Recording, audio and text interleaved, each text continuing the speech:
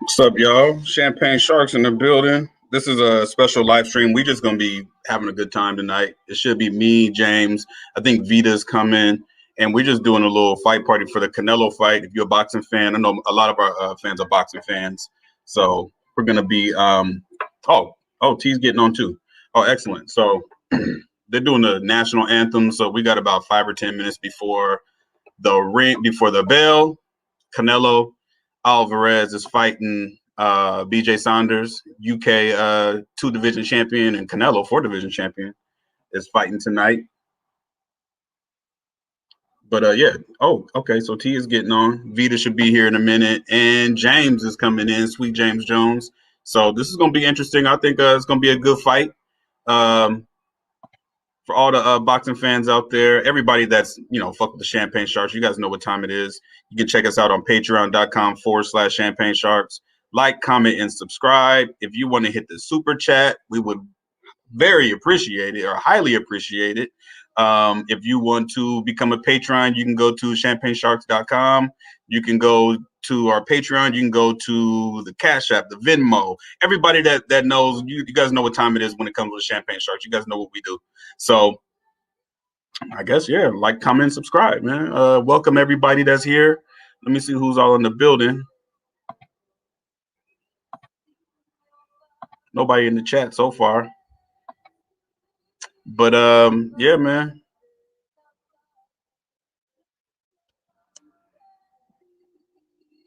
If people are wondering if we're streaming the fight, we are not streaming the fight. We're not. We'll get banned if we stream the fight. So no, we are not streaming the fight. But we will be doing the commentary for the fight. Right now, they're doing the Mexican national anthem. So we're gonna just wait a few minutes and then see what's up.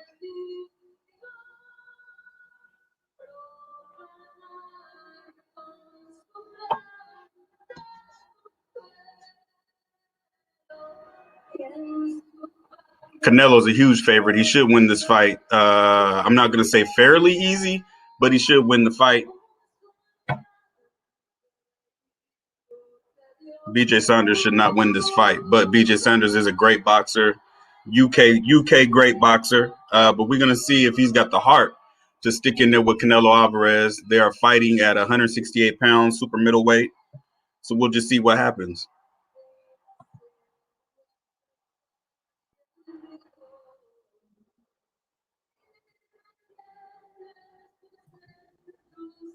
What's up, T? Hey, what's going on? Nothing much, man. Just waiting for these national anthems to get over and all that type of stuff. Yeah, I'm trying to watch it on my phone. I want to get it on my computer, but I couldn't get it to work. So for people wondering why I'm looking down, that's why.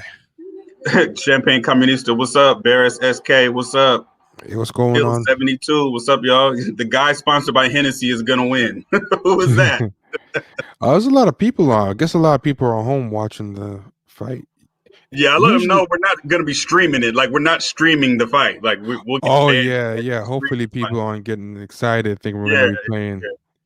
Shoot, YouTube doesn't let you do crap. You know what? I got not a copyright strike, but like some kind of complaint or something for using footage from June 2020.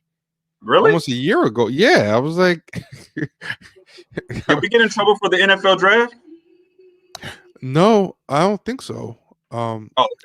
I'll double check, but I don't think so. I don't remember seeing an email, but we got an email. Actually, let me check. One time, I was lucky I didn't get a huge strike over this, but I streamed this show on ABC. I just had the whole show playing in the background with Common and all the anti-racism show. Oh, yeah. I was there that night. Oh yeah, you were there. Yeah. And they eventually told us not to put it up, but they didn't give us a copyright strike or anything. And I thought at any moment they were gonna cut off the whole broadcast, but they let it finish. But they're weird because there's times we played like 10 seconds of a movie and they shut it down midstream. Yeah, I found if you play it and mute it, if you mute something, you usually won't get in trouble for it. Because that's how I did the NFL draft. I just muted it. I just had it on mute, and we didn't get any issues with it. And I was streaming it from a quote unquote secret stream. We won't say illegal, but secret stream. Didn't have any issues. Yeah, I'm checking now. Right straight from ESPN or nothing like that. So yeah, I'm checking now. I don't think it's showing that there was any type of a strike on it. Yeah, when I played that video, eventually they said that we couldn't monetize it, but I had the volume low, so I think that kept it from being caught in real time. Yeah, because usually they catch those things. Yeah, so I'm looking and it looks like nothing. Looks like there's no strike on it. I think. Yo, what's up, James? what's good? Hey, what's going on? How you Hey, feeling? what's up, T man? How are you, man? I'm pretty good, man. Yourself? Man, I'm pretty good, man. I just want to say this. I've been listening to the Shark since day one. Oh, nice, man. Yeah, with the first one about the Hamilton or whatever. I remember I was at work listening to it, so just wanted to shout you. How'd you find it? I always like to know. Oh man, it was a lot of stuff, a lot of topics that you touch on. It just gives me a whole another perspective that I never thought of, and yeah, and you, like you said, the way you have a gift at breaking stuff down and making it, in layman's terms or whatever. So yeah. I appreciate that. No, I was wondering like how you found the show, because I always like figuring out how people find it and stuff. Because day one, man, we didn't really have that many people day one, so I'm more. Mark, I found what was that? I found the show because I followed you on Twitter. Oh, okay, I got you. Yeah, I followed you. I've been following you since probably 2016, something around that time. Because I don't know how I ran across your tweets, but you were always, be just dropping gems. So I just followed you, and then you said you're gonna do a podcast. I was like, oh, let me check this out. You don't check too many people. That was years ago. Yeah. So yeah, I'm trying to in the tonight because I saw you and Ken talking boxing, and I was like, oh, I'm gonna be the weak link. So I'm just because y'all knowledge is deep, man. So I'm just gonna pipe in here or there. So Pizumsico found T from Chapo. Chapo, them is the homies. Oh, that's how you found them, Kenny? No, I've known T way before the podcast. We used to be just talking weird, crazy shit on Twitter. That was back in like 2014, 13. God damn. It was a long time ago. Yeah, time is flying. That was way before there was any talk of a podcast or anything. This was back when Twitter was unregulated. Yeah. and more fun, man. Like before it got woke. Yeah, way before it got woke. Yeah, way before. Oh, Elon Musk is on SNL? Yeah, that sounds like it's gonna be like hellish. Because that guy does not seem like he has a personality. No, he's a robot. Yo, say what you will about Trump, man. People say Trump's a scumbag and all that, but he was funny on SNL. That dude has comedic gifts. Yeah, he's a Elon Musk really is the lawnmower man. He's a lawnmower man. Yeah, Trump, he does have a kind of a gift at that. Like he has a, you can tell, like he has a comedic. What's that word they say? He has that charisma. Yeah. He has that charisma. Yeah, he's got it all. The timing and everything, man. Like in those debates, he was killing all those other Republicans. He killed Hillary. Yo, like people like Trump, and he's one of those people, everything he says is so crazy. It's hard to even parody him because no matter what crazy thing you try to think of, the next day he'll say something crazier in real life. Like you can't, I feel the same with like Umar Johnson and what's his name? Kevin Samuels. Like whenever I see a Twitter skit where someone's trying to make fun of Kevin Samuels or Umar Johnson, like it doesn't work because the real versions, like no comedian was gonna predict that thing with the phone. Remember the thing with the phone? like no one's gonna make that up. Like no matter what you think of, that dude will think of something, will do something crazier in real life. Right. Is it still the national anthem? No, BJ Saunders is coming to the ring now. BJ Oh, Saunders. okay, cool. Everybody in the comments is calling Canelo for TKO. Somebody who's that? Somebody just said, where'd he go? Oh, Mark Detail. He said Canelo gonna lose. Oh, interesting. This is very interesting. If Canelo loses, oh boy. Yeah, I don't know about that. BJ Saunders was coming. He was running his mouth with Tyson Fury, so don't be surprised if there's like a brick in his glove. Yeah, you saw that? You saw that? It's like they doing the gel bond trick because we know Fury messes with his gloves, and now they trying to say Canelo is messing with his. And then he kept on bringing up about the beef. T, you know about the Canelo and his performance enhancing beef? No, I didn't know about that. I know Canelo be dodging people like crazy. I didn't know about the performance enhancing. Oh, the clenbuterol. Yeah, he got popped with Tom. Oh, yeah, he be taking that. He be eating that. You know, in Mexico, all the beef has clenbuterol in it, which is a performance enhancing drug. So. He said that's how it got in his system. He was eating the beef in Mexico. But then again, I just seen Canelo speaking great English. So for all I know, the motherfucker never even was in Mexico. For all we know, he's not even Mexican, okay? So, because I swear to God, bro, every other time people be calling him out, he don't say nothing like he can't speak English. Yeah, I've never saw that. Yeah. He must have got the Rosetta Stone or something. Yeah. I don't know what. I was surprised too. Canelo coming to the ring. And this fight is in Texas, right, James? This is in Arlington. Yeah, it's like 15 minutes from my house. How much were the tickets? I'm sure. I know they was expensive. I didn't check the actual price, but I know when Spence fought here, those tickets was running for like $300, $400. Oh damn! What's the venue? The venue looks huge. It's the Cowboy Stadium. Oh yeah, it's packed, dude. That motherfucker sold out. Damn. Yeah, I was at this restaurant earlier, and because the DFW it's a heavy Mexican population, and man, everybody had their Canelo shirts on. Damn. Yeah, it's like Sammy Sosa when he testified in Spanish. That motherfucker speaks English. He really was doing it in Spanish too.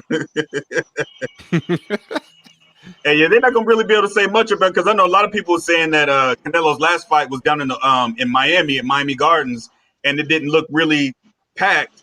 But of course, it was like mid-pandemic.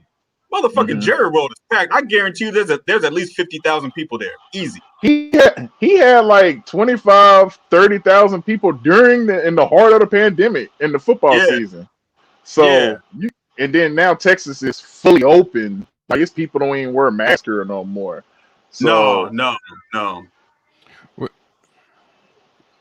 Wait, do you guys have the cat bobbing his head on your screen?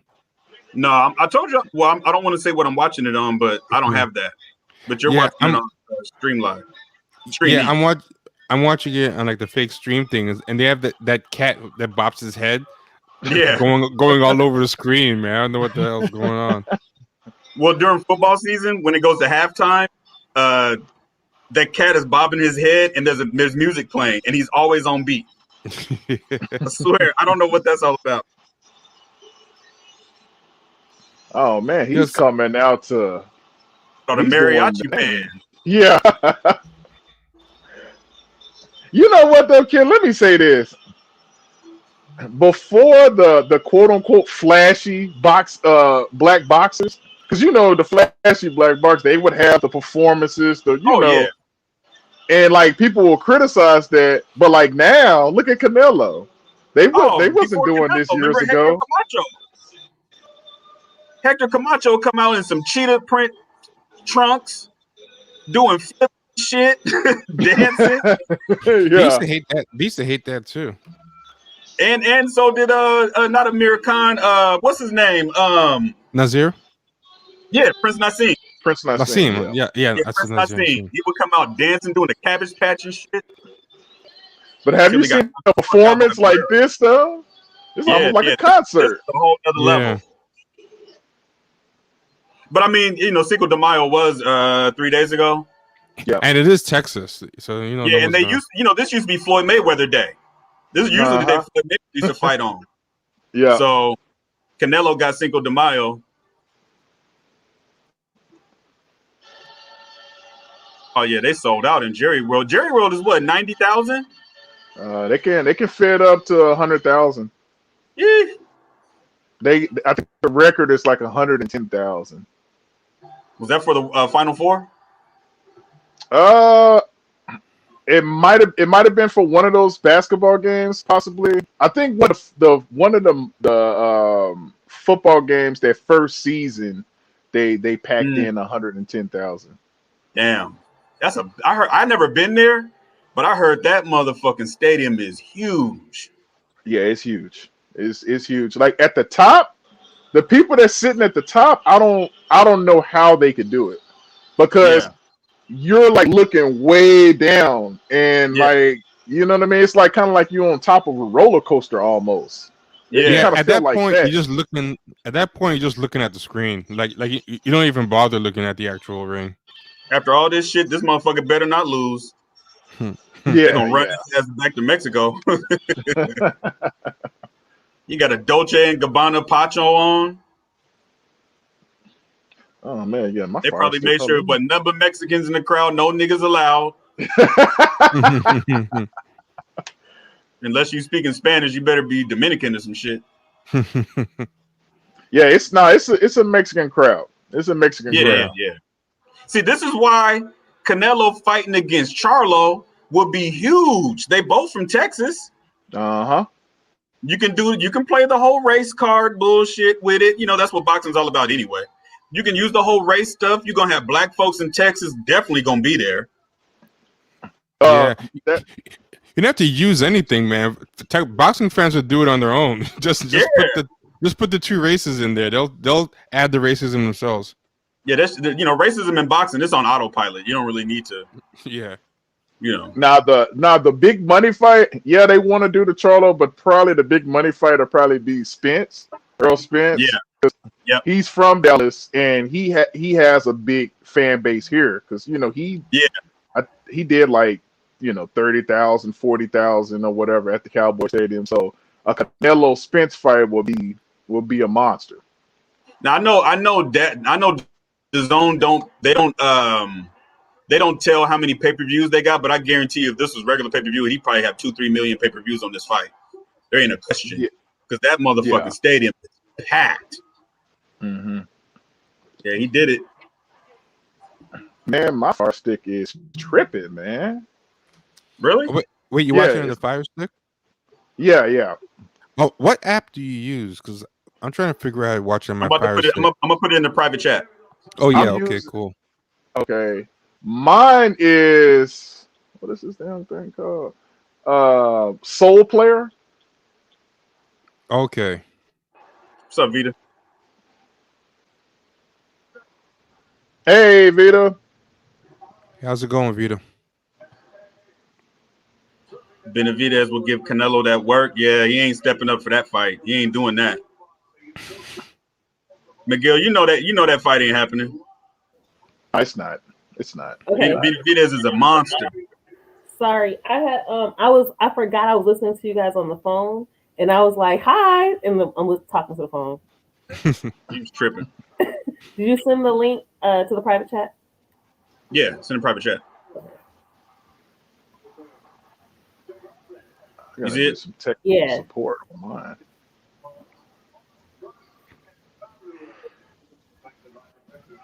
They in there lit. Yeah, Andy Ruiz, he ain't got the fan base. Canelo got the fan base.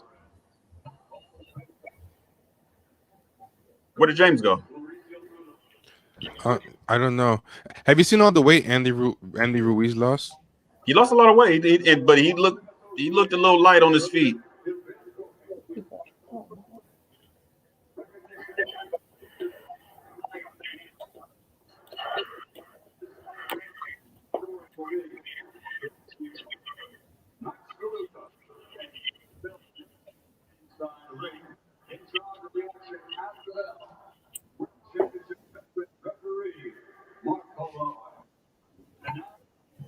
It's not letting me get to the site. Oh, is it tripping? Might be a lot of people trying to get on right now. It's that the site can't be reached. Uh-oh. Oh wait, are you looking at it on your desktop? Yes. Yeah, Do it on your phone. I wasn't able to get it to work except on my phone. Okay. Oh wait, he might have given you a different link actually. I'm in the one that's in the private chat group. Oh yeah, I couldn't get that one to work either. I didn't try it. Hold on. I'm at the. I gotta do some troubleshooting.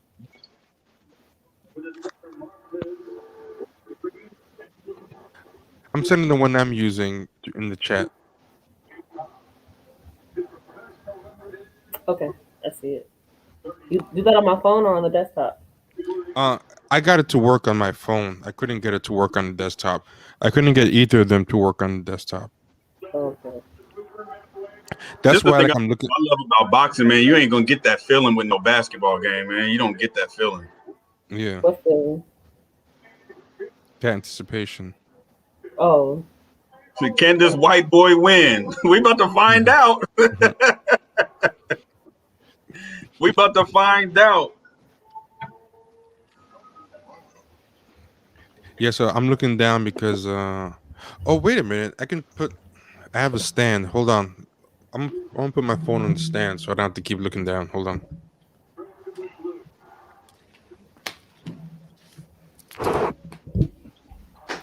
Hey, look, I'm gonna say this.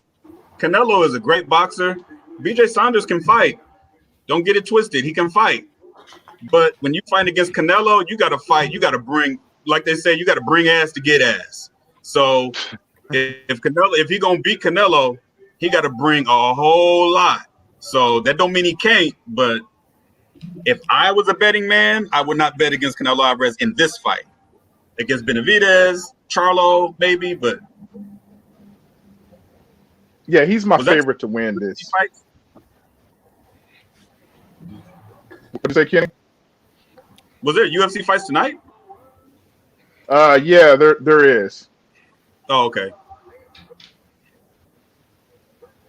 Ain't nobody's links working for me. T's link ain't working for me either on my phone or on my desktop. Or even on the mine is on a iPhone. I don't know if it's different on the Android. But... I mean, it really shouldn't be different. What do you see when you put it in on the iPhone? I mean, on the Android. What does it tell you? This. You looking? Does it give a? Oh, it doesn't give you. No, scroll down. It doesn't. Oh, I see. Yeah, you have the spinning thing. Yeah, that was what I was getting on the desktop, like the spinning. Yeah, that's what I got on the desktop too. Oh wait, it's why y'all having problems? I'm not having. Oh yeah, there you go. So it just hit the boxing. It's slow as fuck. Yeah. Yeah, it's slow. Okay. Yeah, I don't know why y'all having problems. I'm not having no problems. I just checked on my phone. I'm not having no problems with the one that I put in the what's the name? Yeah, that wasn't working for me at all. We all because my Wi-Fi started tripping. Oh, for real? Oh wait. Somebody give where to watch it on Twitch too. Hey, how's it going, Hamza? Yeah. Let's go. Ring the bell, god damn it. Shit. Yeah, I might Charlo got this. Canelo got this easy. He's not the best until I see the Charlo Andre Benavidez fight. I agree. Or Plant. But BJ Saunders is slick. But Canelo is, I hope they check those gloves. Yeah, ooh. I feel like Canelo's overrated, but he's good. Like, Good. He's got skills. I'm not gonna say he's, a bum. He's not a bum.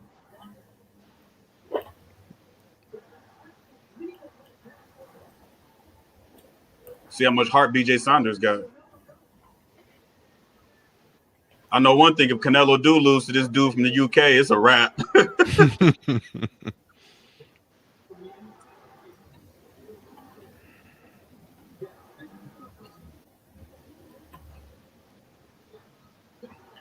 Kenny, I'm out here in the cold, man.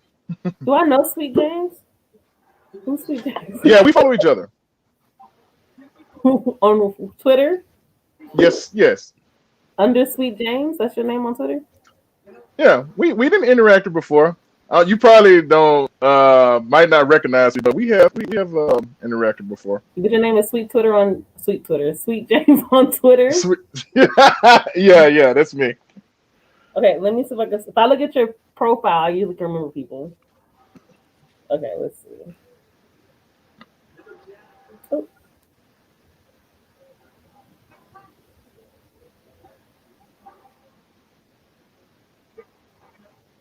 Oh, I know exactly. Yeah, I know who you are. Hi.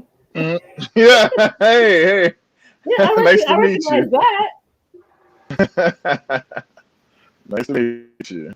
You're in the dark on it right now, so I couldn't tell that was you. Oh, Canelo. Yeah. Canelo stalking. He's stalking Yeah. him. Ugh, I'm one person I can't get this thing. Oh, you still can't get it? No, it's nothing coming up. Yeah, my Yeah, fire BJ stick. Saunders is throwing him. He gonna try to jab his way to a win. He gonna get his ass Yeah. whooped. It's not happening. The guy If who's that's supposed to be the guy I who's think supposed to be streaming for me is doing me dirty.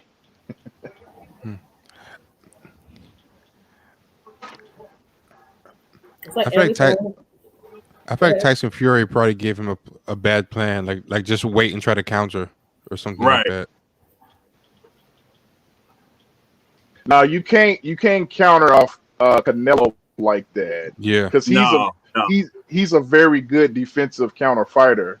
So Yes. with Canelo, if you look back at the only loss that he had with Mayweather, if you watch that fight, Mayweather literally changed everything that he did, and he took it to Canelo. He was Yeah, and offensive he took on the things Canelo. that Canelo liked to do well. Floyd took those things from him, and I don't know, maybe it's by cherry picking, but Canelo makes sure to stay away from those type of boxers. So boxers who can stay in the pocket, have a lot of lateral movement, great defense. He's not fighting those guys anyway, so he hasn't fought anybody with those type of skills.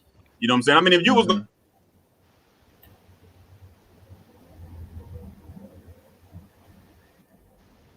forward towards the end of the round, Canelo won that round. Yeah. You know what I'm saying? By basically bringing the fight to him to where BJ Saunders is trying to box and move, but he's boxing on the back foot a lot. Yeah. You know what I'm saying? So he's not going to, there's no way he's going to win the fight like that because all Canelo's got to do is start cutting off the ring, which is what he did at the end of the round. And Billy That's what. Joe. Go ahead. Yeah, Saunders is big. I bet you Saunders rehydrated to 170 pounds. Easy. 175. Easy. Because this is a 168-pound fight. So he probably rehydrated to 175 pounds, maybe 180. Yeah, and if Billy Joe's fighting on his back foot, that is something that he's probably not at his best at doing. Yeah. Like if you're gonna be Canelo fighting on the back foot, you're gonna have to be super athletic, quick hands, quick reactions, and that's You gotta probably be a not. great one of those athletic fighters like Charlo, somebody like that, or you're just gonna have to be bigger than him, like Benavidez. Mhm.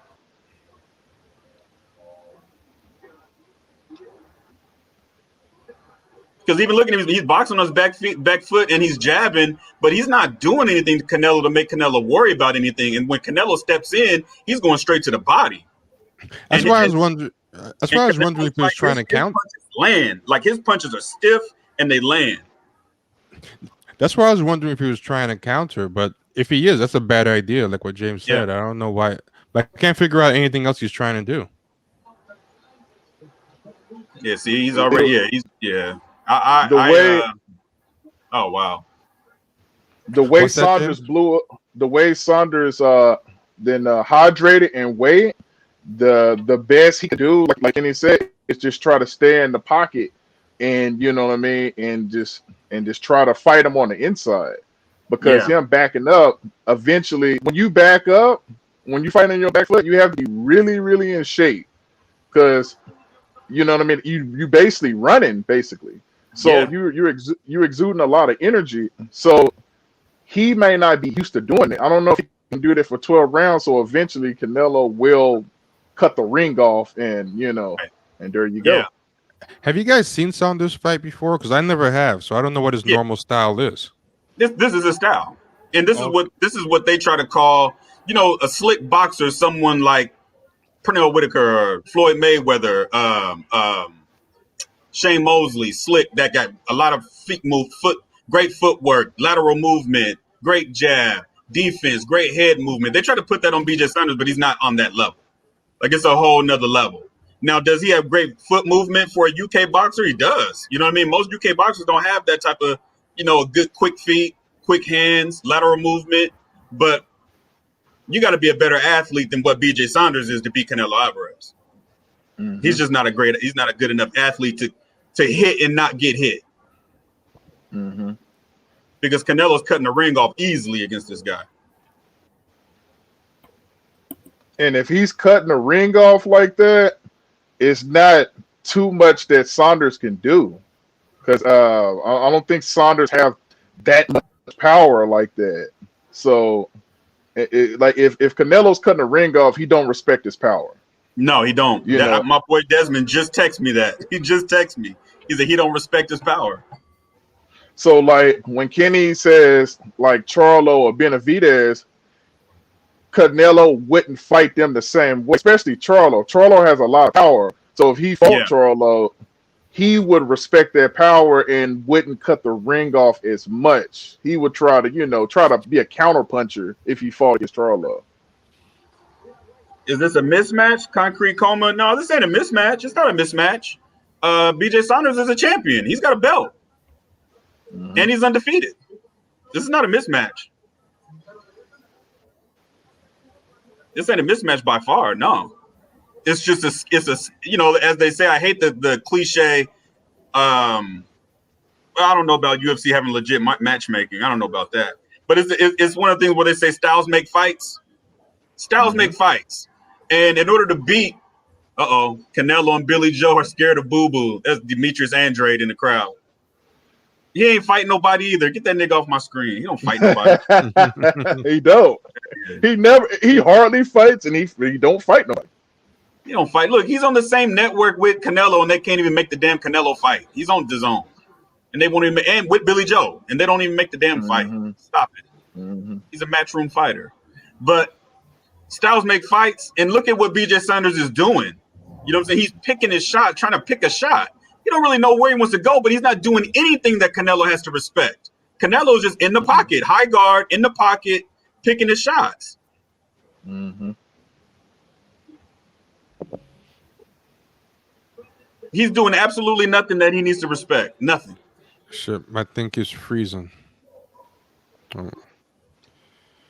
That's why I had Canelo either a unanimous decision or he'll probably get maybe a TKO around the 9th or 10th or something like that. And then my boy Desmond said, you asked for a bigger ring, which BJ Saunders did. So if you're gonna go stand in the pocket toe to toe in the middle of the ring, why was you complaining about having a bigger ring? You're not even using the ring. You're not using it. Mm-hmm.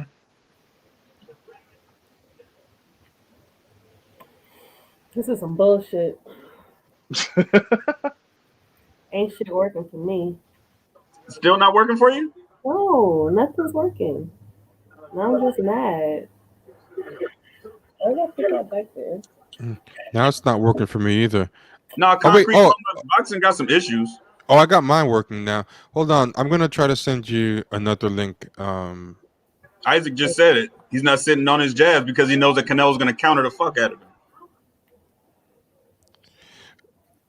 Let me see if I can put it in the private chat. BJ Saunders is trying to win the fight by throwing the most punches. Ugh.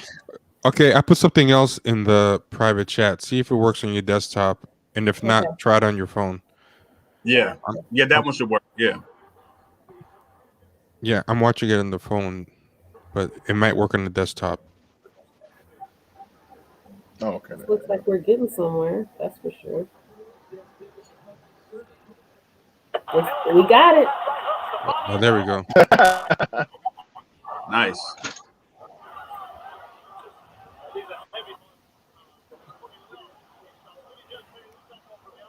This ain't a fight where whoever throws the most punches is going to win, but that's what BJ's trying to do. Yeah. He fights just like Tyson Fury. Look how I was thinking the same thing. Yeah, he fights like Tyson Fury. Especially putting his chin out like that. Look at his arms, the way he moves his arms when he's moving his feet. He moves it. He's not telegraphing his punches, but he's moving his body at once. Like his body moves in all the same places. When he turns his shoulders, his feet move that way. Like everything is the same. His body movements are telegraphed, kind of. That's pound for pound number one right there, Errol the True Spence.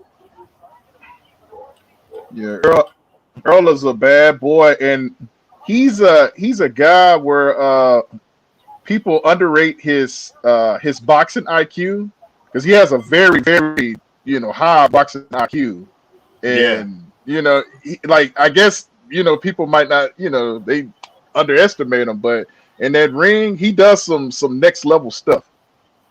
Yeah.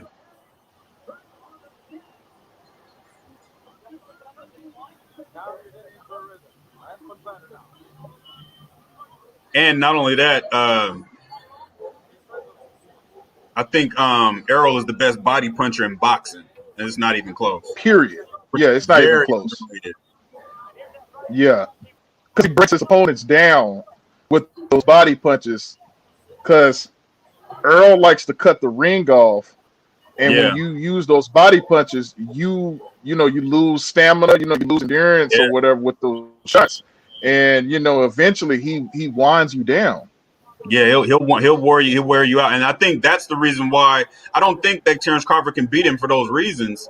One, Terrence Crawford is going to be the naturally smaller guy, and Errol got a chin, so switching to southpaw and all the stuff that they be talking about, I don't really think that's going to be an issue, but it's going to be on the inside, and Errol's going to beat him on the inside. Mm-hmm. I think if they fought, Errol would probably come in at 160 pounds. I mean, he's a naturally big welterweight. Oh yeah, he's gonna blow up. Yeah.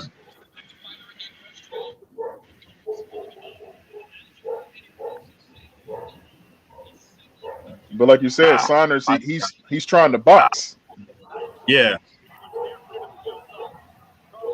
This is gonna be a hard fight to score because BJ Saunders is throwing so many goddamn punches. Mm-hmm. So it's definitely going to be a hard fight to score. Ooh. Hey, BJ he's quick. Canelo's definitely going to have to work to win the fight.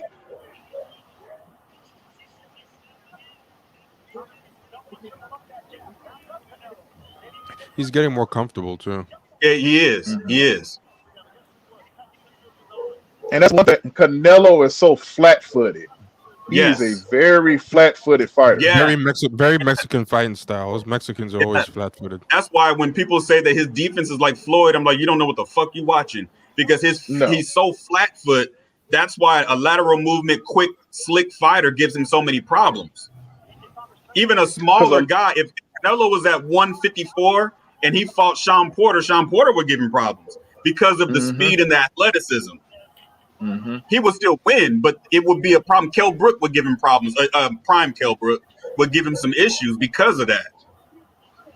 Because when you're so flat-footed, what Kenny's saying, when you're so flat-footed like that, and a lateral quick guy, he has more angles to attack you. Yeah. And when you're flat-footed, you're an easy target to hit. So the lateral guy, he can just move, slide right here, throw a feint, come back. It's so many opportunities for him. A flat-footed guy, they got power, but if the slick guy avoids your power, he can outbox you all night. Yeah. When you flat foot, man, back in the day, a lot of those great middleweight fighters like Hagler was, you know what I'm saying? He didn't have great lateral movement. He had a chin. He had a granite chin. He was just a dog. He was just a dog. Flat foot like a motherfucker. I mean, Sugar Ray Leonard, I don't think Sugar Ray won the fight, but in the fight, he boxed circles around Hagler. You know what I'm saying? He just, you got feet like that, it goes a long way because being able to hit and not get hit. And that's another reason why, someone like Floyd, Floyd used to spar when he was young. He sparred with Pernell Whitaker. So sparring against someone like Pernell Whitaker is going to put you on a level where, that's the best, Yeah, Hagler will walk you down. Hagler will just walk you down and punish you. I feel like Canelo, like he thinks like his head movement will just make up for all the flat-footedness. So exactly. I don't think he really cares about the angles and everything. He just thinks, take all the angles you want, all the shots you want, and my head movement is going to take care of. But I think it's dangerous. When you're fighting against a dude like Floyd, what frustrates the people a lot is the fact that one, you're never going to really land a solid punch on him. Nothing's going to be flush, and he can hit you when he wants to. You know what I'm saying? That's the crazy thing. He can hit you when he wants. At will. I think the best way to fight Floyd, because it's you have to fight a perfect fight. You would have to fight a perfect fight to beat him. But I think the best way you would have to try to fight him is like cutting the ring off and just trying to make it an ugly fight as possible. It's just like trying Madonna to, yeah, like Madonna did. Madonna did it, but he didn't have the stamina to keep that up. And Floyd was just too smart to, you know what I mean? The stuff, because Madonna got real dirty. He was kicking and biting. Oh, yeah. Wild ass rights and shit. His overhand rights were so wild, they hit Floyd in the back of the head. That's how wild they were. Or you're going to have to do like Zab did, like the first 4 rounds when he fought Zab, because Zab is fast. And he had crack. Zab was getting him. Yeah. Zab had crack. So, you can't sit in there if Zab let him hit you, Okay. BJ is, he's boxing. I don't know how long he's going to be able to do this for. But T, you right. He 100%. You can tell him and Tyson Fury train together. He do fight just like Fury. They fight, yeah. He doesn't have as fast as hands as Tyson Fury. That's the only difference. But they fight just alike. And this is the best the UK has to offer. There really is nothing else coming out of the UK but Tyson Fury and BJ Saunders. This is the best since Lennox. Or if you want to throw your boy in there. Your boy Anthony Joshua. Yeah, that's not happening. No, after what happened to him, yeah, I'm good. He's got belts, but after what happened to him and Andy Ruiz, nah. You see what he's exposed. What BJ Saunders is trying to do, he's trying to impress the judge. He's got his hands down. He's making it like Canelo can't touch him. You know what I'm saying? He's throwing more punches. He's moving. He's using angles. He's not taking anything flush really, unless Canelo cuts the ring off. So he's really trying to win the fight based on performance. You know what I'm saying? And ring generalship. That's what he's trying to win the fight on. He's not trying to win the fight on I'm gonna knock this dude out or I'm gonna but when he gets in positions like this, he's gonna get fucked up. On a side note, as Tyson Fury lost a lot of weight, he looked pretty trim. Yeah, he lost a lot of weight. Okay, yeah. Just in his face, you could see it. It's that cocaine. Because he was like almost like at 400 pounds at one time. Yeah. That or PEDs. Yeah. Oh, yeah. I don't know how you're 350 pounds and you lose 50 pounds in 6 weeks. Talk to him. I'm just saying. Like you said, after, being a drunk and on cocaine and all that, and then after you didn't done all that, you didn't mess your body up like that, and then you lost 50 pounds that quick. Okay. Yeah. Yeah.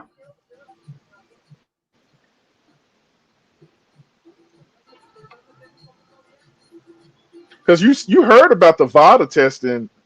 Did you hear that story about Ryan Garcia and Luke Campbell? Oh yeah. They had a VADA test. What they was in the VADA program, but the VADA never tested them for steroids.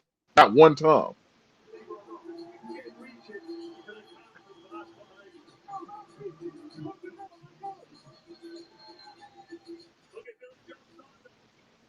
But see, Kenny, listen to the thing.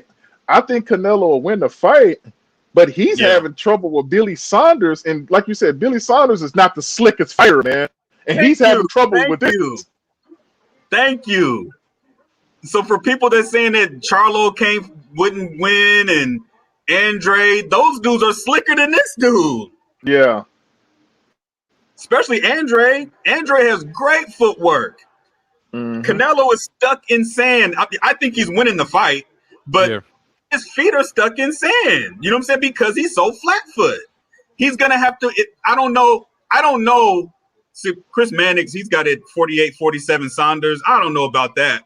But at the end of the day, I don't know about that. But if it gets to the point to where BJ is still doing this in the 10th round, we might have an upset. Yeah, he got a chance. He got a chance. Yeah. Yo, I forgot to talk about this with you, Ken, but Ryan Garcia, man, Oh yeah. that dude, talk about exposed, man. That dude's gonna go. He needs to stay on Instagram and stick to modeling, whatever. Now he's got mental illness, Mental health, tired. Yeah. You My know thing what? with, The spotlight got too big for him. He was Yeah. an influencer. He signed to what is it, IMG Models or something. His head was never in this. Oh, my thing BJ. was with Garcia was he went on Mike Tyson's podcast and he was talking all that trash to Tank Davis, talking about, oh, if you don't fight me, your legacy would never be the same and all this. He's talking mad trash. Tweeting Tank, too, all over Twitter. Yeah, he had the Twitter fingers, and then Tank was like, hey man, let's just do the fight. You can have the A side. Let's just do the fight. Called this bluff. And next thing you know, it was like, oh, well, I'm about to go fight Pacquiao in the exhibition. You know what happened?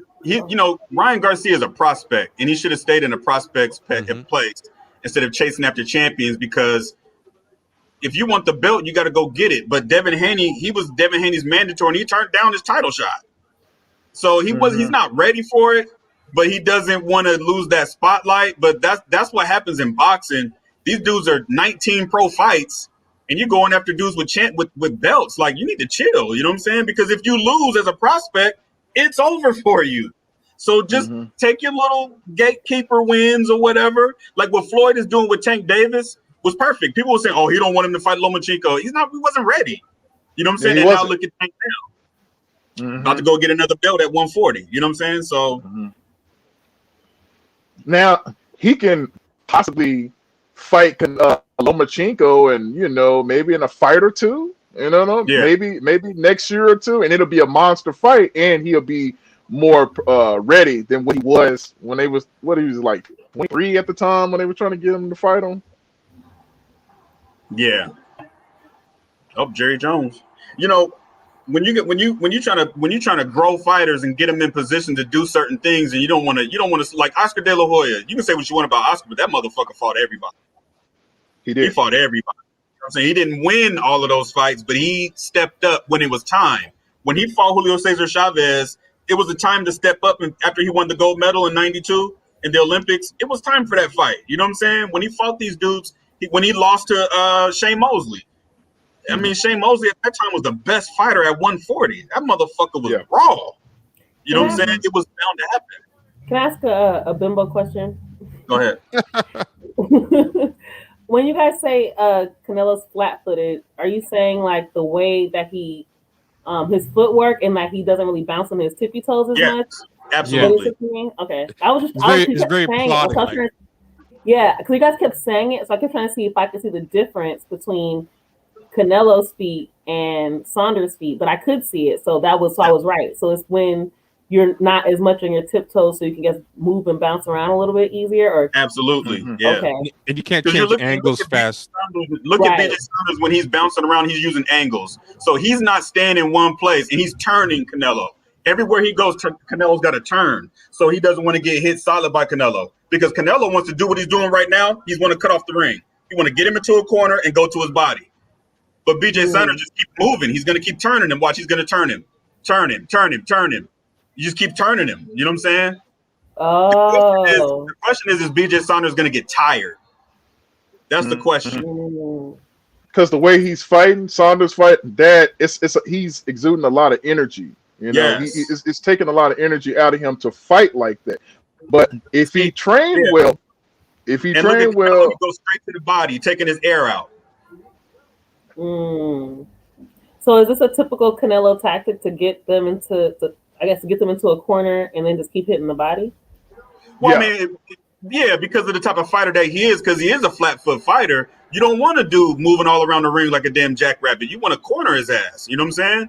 You don't want him running all around the ring, because then you can't hit him, Gotcha. It's called cutting off the ring. You're taking away a lot of the ring from him. You want to make the ring as small as possible. What they call fighting in a phone booth. He can't keep running from you and swinging and shit. Right. Basically, the ideal fight for Canelo would be to get him on the ropes and just throw shots like at the body, at the head. That's the ideal fight. Him chasing him, that's not ideal for Canelo.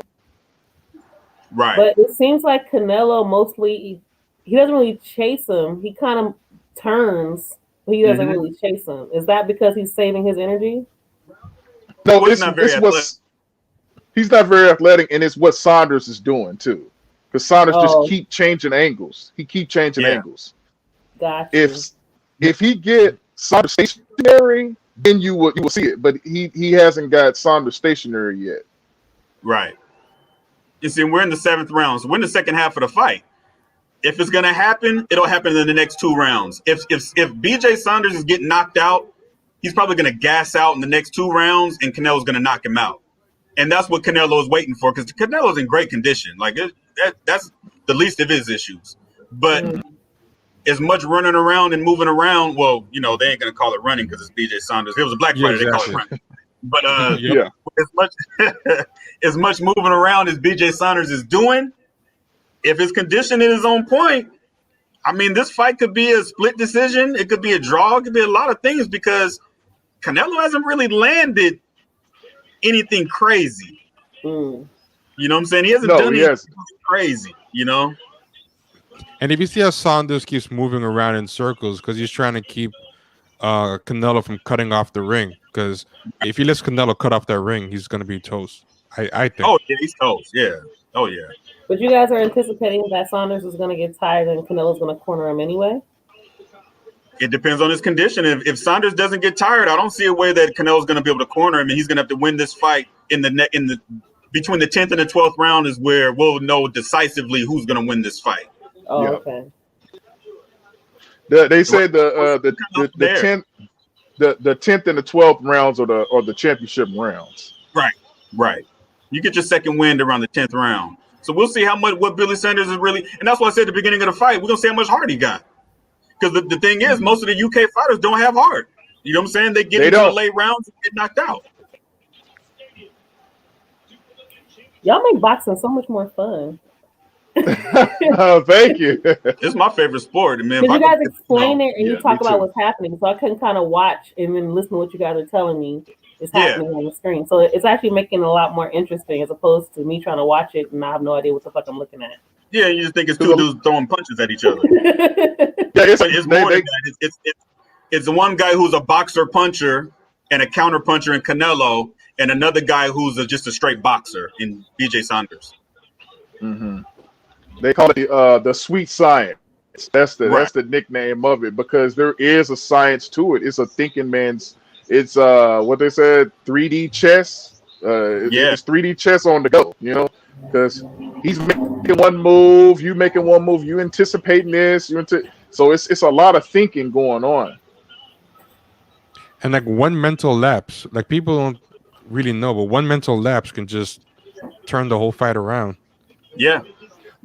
Like when people be like, "Oh, it takes one knockout," that is so unlikely because they train so much. And like T said, the one mental lapse, those guys are so iron sharp. They're not gonna let you catch them with a shot like that.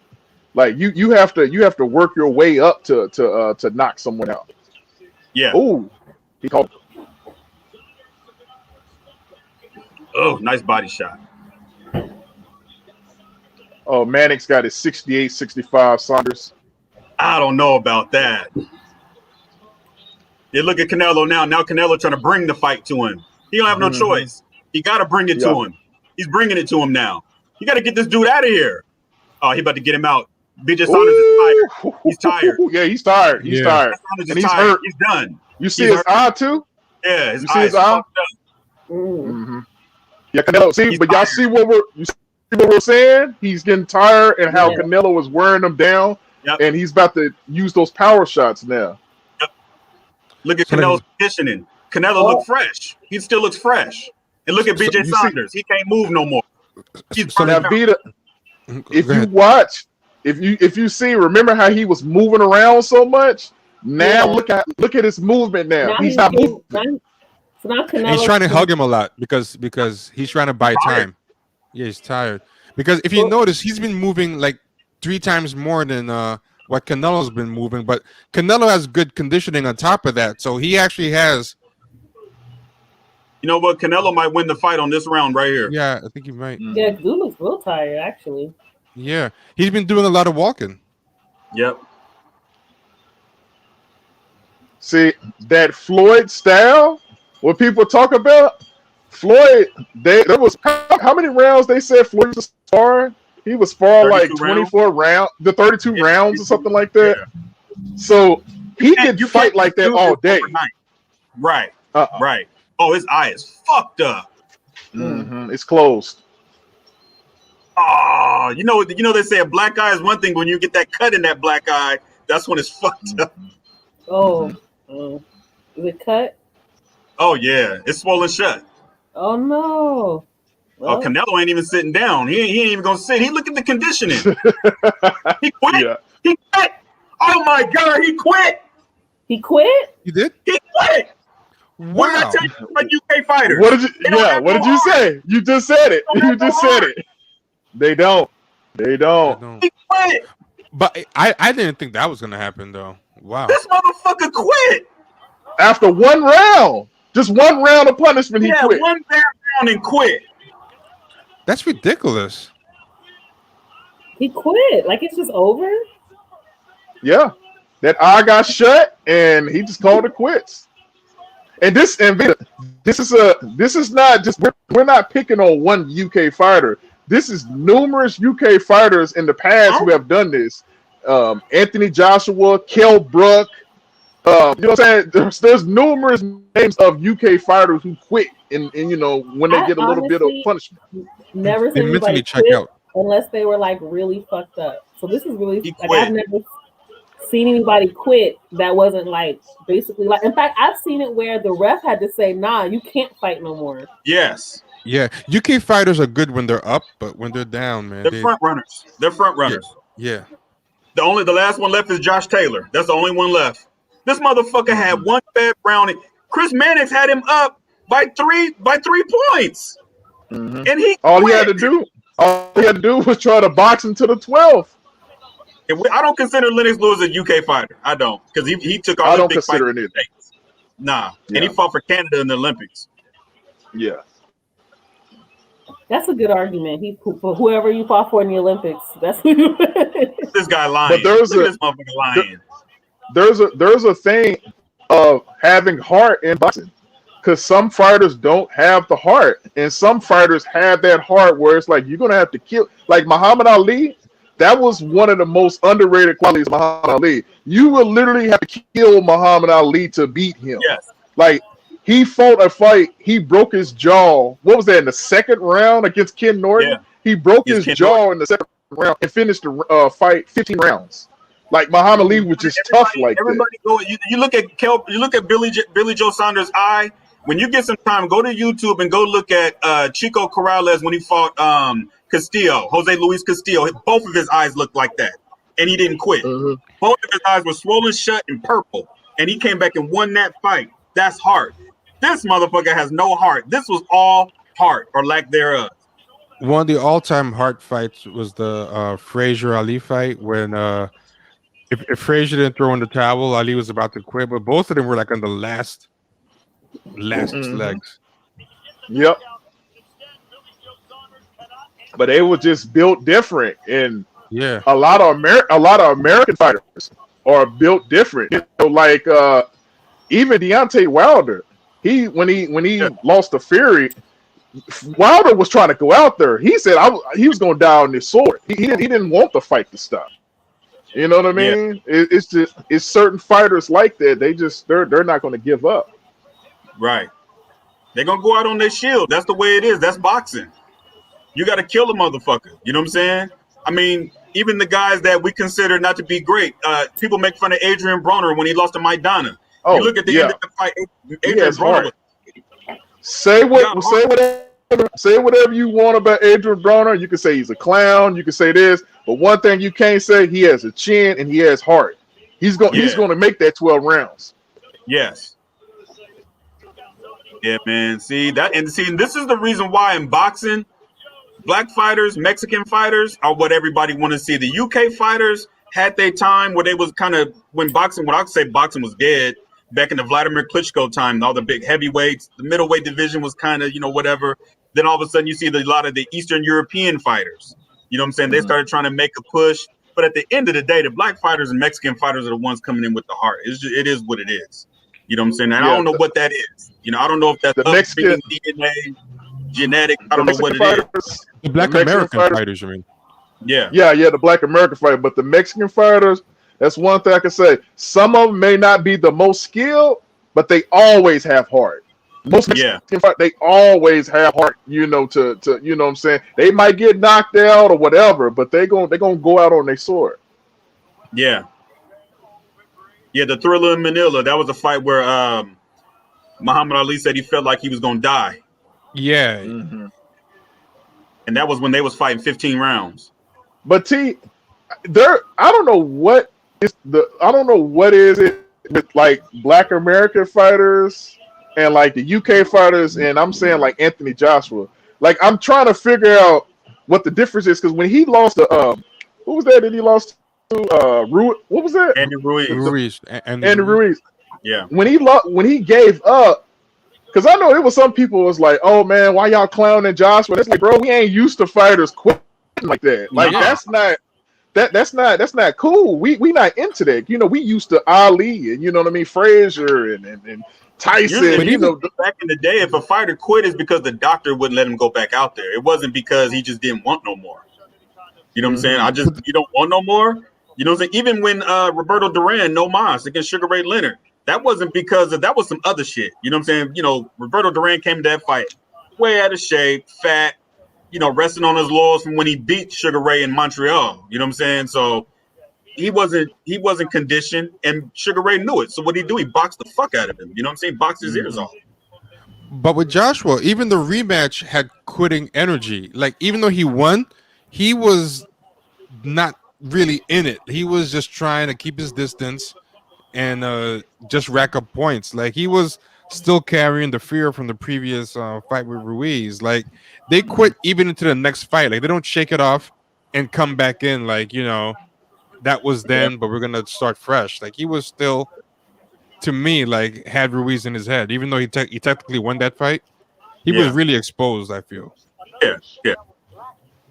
It was never meant for Anthony Joshua to be in these tough fights. Eddie Hearn is fucking tall as fuck. Yeah, he is. Eddie Hearn got to be like 6'5". It was never meant for him to be in those tough fights. He was never meant to fight Deontay Wilder. He was never meant to fight Tyson Fury. That wasn't the plan. What they were going to do with Anthony Joshua was he was going to win, retire at like 35-0 with 4 or 5 belts. However, he got the belts, never really fought anyone, and then pretty much you can just make cases. Oh, he was undefeated. He's the greatest UK boxer of all time, and he would have beat Lennox. You know how it is with all the debate. That was the point. It was never meant for him to fight anybody. Yeah, it was never meant for him. And when he lost to Andy Ruiz, what that did was fucked up everything. That upset the apple cart, literally, whether he won the rematch or not. Because you got to remember, Andy Ruiz wasn't the original opponent. It was Big Dummy Miller. You know what I'm saying? Yeah. Baby Miller's from Brooklyn, and he pissed hot with PEDs, so they had a replacement. They went and got motherfucking Andy Ruiz, who had been sitting on the shelf with the PBC. Was a former top-ranked fighter. They picked bad. If that rematch, he would have had to have really, really like won decisively, like to erase that, staying in the first fight, and that was not it. What he did when he came back, right? Just confirmed that he was a fraud. That's kind of like with Charlo, and when he fought what's our boy name, the boxer, when he lost to him, the dude from Detroit. I can't think of his name right now. The bald guy. Oh, I know Tony Harrison. Yeah, Tony. When Charlo lost to Tony Harrison, it was there, and it was like, oh, what did he expose Charlo? And then Charlo came back in the next fight and knocked him down 3 or 4 times. So he got his vengeance. Same, but what T's saying with Joshua, that second fight, it was just, man, I just gotta point him. I just gotta do what I gotta do to get back to my spot, and and parlay on that. Yep. Because I don't know if I have to see it. I don't know if he's gonna fight Fury or Wilder. I don't know if I don't. We'll find out.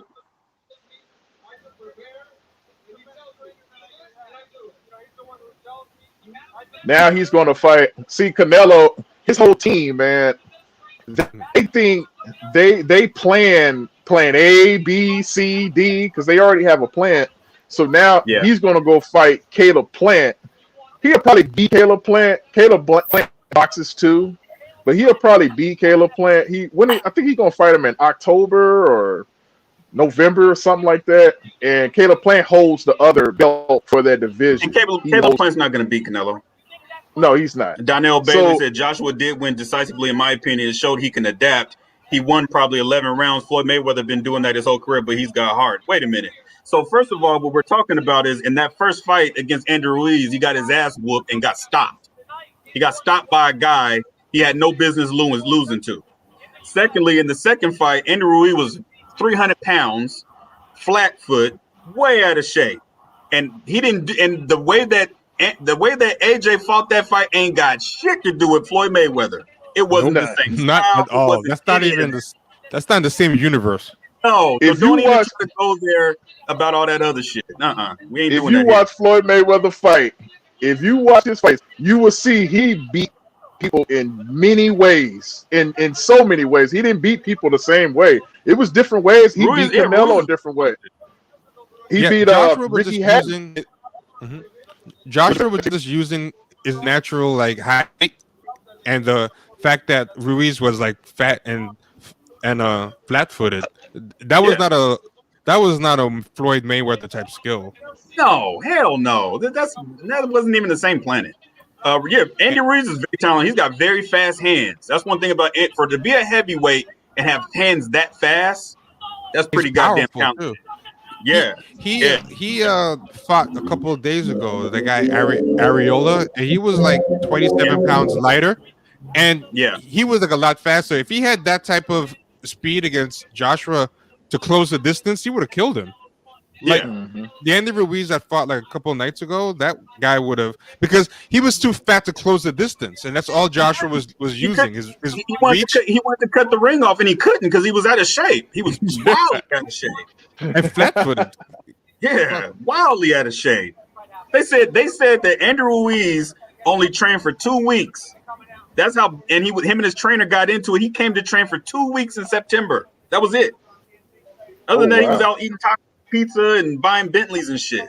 He was a heavyweight champion of the world. You know what I'm saying? He wasn't there. Can he get back to that level? Of course, if he's disciplined. Mm-hmm. Oh yeah. Wilder, no, Andy Ruiz don't need to be fighting Wilder. That's for damn sure. No, Wilder's too long. Yeah, I get carried away. No, he's way too long. Too much power. If Areola was having his way for the first half of that fight. So you even see with Fury, because Fury's a boxer and Wilder caught Fury. Oh, if like I said, if Wilder just cleaned up a little of the technical stuff or whatever, and he got to fight Fury again, I don't think Fury want to fight Wilder again. No, he doesn't really want to fight him. Because the attention is going to be on the gloves. He ain't going to be able to manipulate the gloves and do the stuff that he was doing. So he felt the power in the first fight. The third one, he already know, okay, I'm just one shot away from taking a nap. And that's the hard thing. You know, when there's dudes out there that got vibranium in their right and left hands, it really doesn't matter. They cannot have skill. I mean, you go back and look at people like him, Mike Tyson. Mike Tyson didn't hit as hard, but his punches were so goddamn fast. Mm-hmm. You know what I'm saying? Like, what? Oh wow, really? This motherfucker live in fucking Flint, Michigan somewhere. No, I didn't know you guys could hear it. You probably were talking. But they were fireworks. It sounds like you couldn't tell if they were. South Central is all Mexicans down there. Yeah. Well, where I'm at is actually mostly black. I'm over by Michigan. You know what I'm saying? Yeah. They celebrate. Well, they celebrate. They're probably, I'll put this way, it's probably the Mexican families that are out doing the fireworks for sure. Yeah. Kenny, you know they about to go wild out here, boy. The Mexican clubs is about to be turned up. Listen, it was bad last year. If you guys remember, it was like people were wondering what the fuck was going on in the world. Everybody's neighborhoods was just going off with fireworks. Yeah, I remember that. Yeah, that was a big deal. People were like, it has to be some type of government plan. Like, what the fuck is going on? It's like the earth was just exploding. Nah, but Vita, the fight, the Canelo fight is here in my city, and it's a heavy Mexican population here, so they about to wild out because their boy just won.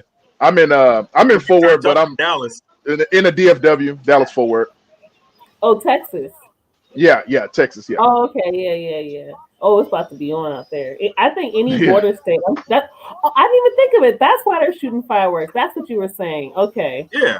I'm slow. That's why I was like, you got Mexicans and you in South Central. What are you talking about? I didn't understand what you were saying. I was like, no, it's all black people here. But you're saying that because of the fight, that's who's out there shooting the fireworks. Okay, just a full disclosure, I was smoking, so. Close my computer. What's wrong with you? Shit, it's that time. But no, you're right. I mean, but even guys like Julian Jackson had power. Like Julian Jackson had crack. You know what I'm saying? That motherfucker will put you to sleep. But against a great boxer, he got his ass whooped. You know what I mean? So I'm real disappointed, man. Nah, did you watch the fight? Wait, why were you saying, James? It was a close fight. Yeah. Oh no, go on, T. I want. Oh no. I was just saying I was disappointed because I didn't think Saunders was gonna win, but I thought it'd last longer. But you were saying something? Oh man, I didn't forget. I know what I was about to say. When he was talking about Julian Jackson, there's just a few fighters who have that crack in their gloves. I think like today you got the Deontay, and then you got Gervonta Davis. He's the same way, but the dangerous thing with Gervonta, he has some skill and some fundamentals with his power. Yeah. So he's a very dangerous fighter. Yeah. How many punches did it say Canelo threw, and how many did it say he landed? BJ Saunders threw 284 and only landed 60, and that's what he was trying to do. What about Canelo? I don't know. What's the numbers for Canelo if someone has it? That's what I'm asking. Canelo landed 35%. Saunders landed 21%. I think Canelo threw less punches, but he landed more than what Saunders did. More or less accuracy. Yo, this is bad true by English commentators, man. English commentators and like the English like radio guys and they're the worst, man. He's about they almost cried on air when Julian Jackson KO'd Harold Grave. If you look at Julian Jackson when he fought Terry Norris, what he did to Terry Norris, he socked him in the chest and he froze. He froze him. You know what I'm saying? Like Julian Jackson's Jamaican. He had crazy power, crazy crack, just crazy shit. Yeah, I used to listen to the Sky Sports boxing podcast because I just like listening to different podcasts. So I just put that on there. Yo, those guys, Avita, the British fighters and the British boxing media, like it's so biased. The British boxing media is so in the tank, like they can't even pretend to be objective. So I had to unfollow the Sky Sports. Sky Sports is the British network. Those motherfuckers are passionate. I'll give them that. Yeah, they're passionate, but they will straight up gaslight you into thinking you saw a different fight. Yep. See, I'll say this though. I'll say this. You right what you're saying. But I'll give the UK commentators this: if it's an American fight, if it's no UK fight, they're pretty good. They know the sport. But when, like you said, when there's a British fighter thrown in there, then it's just like all professional, all that goes away. But that's what makes it worse because they know the sport, so you know that they know what they're doing. They know better. Yeah, they know better, and that's the thing. When they don't have a dog in the fight, then if they don't have a dog in the fight, then they know how to. All of a sudden, they know how to commentate properly. Oh yeah. I remember when Floyd Mayweather fought Ricky Hatton, and if you watch it on the Sky Sports replay, oh my God, you would have thought that Ricky Hatton was. Hey, but Kenny, even the HBO. If you listen to the HBO with Larry Merchant and Jim Lampley, you thought Ricky Hatton was killing Floyd Mayweather. Yeah, But yeah, but there's one broadcast, I think it was a radio one. They was fair. The whole fight, they was like, "Oh, Mayweather is just beating them down." But the UK and the HBO hated Mayweather. Marlo CK said another one was Terrence Crawford when he beat up Ricky Burns in Scotland. The commentator was thinking that Burns was beating himself.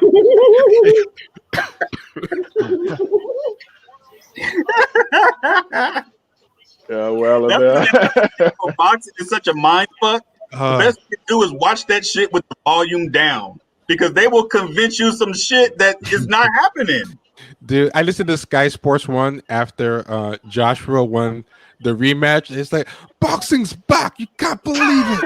It was the most amazing thing I've ever seen in my life. Like, oh yeah. When he beat Klitschko, I watched that shit live when he beat Klitschko, and it was on Sky Sports. I watched it for free because over here Sky Sports is free. Man, you would have thought that was Muhammad Ali against Joe Frazier, dude. That's how crazy they were going. Yeah, Marlo CK, you right. They were trying to say he was hitting illegal shots with his elbow, but they don't talk about Ricky Hatton. He was rabbit punching, he was wrestling, he was trying to throw him around. He was doing all types of dirty stuff, and Floyd is like pushing him off of him, and they trying to say, "Oh, were you using your elbows?" Yeah. Because Floyd is actually bigger than most welterweights. I think Floyd is 5'8". So he's bigger than most welterweights. Like 5'8" is pretty tall for a welterweight these days. You know what I'm saying? Back in the day, I think Sugar Ray is 5'9". Tommy Hearns is 5'11". Like that's pretty. I think Tommy Hearns was 6'1". Is he 6'1"? Yeah. Yeah, so he's about 6'1". Sheesh. And those long arms, them arms was crazy. Yeah.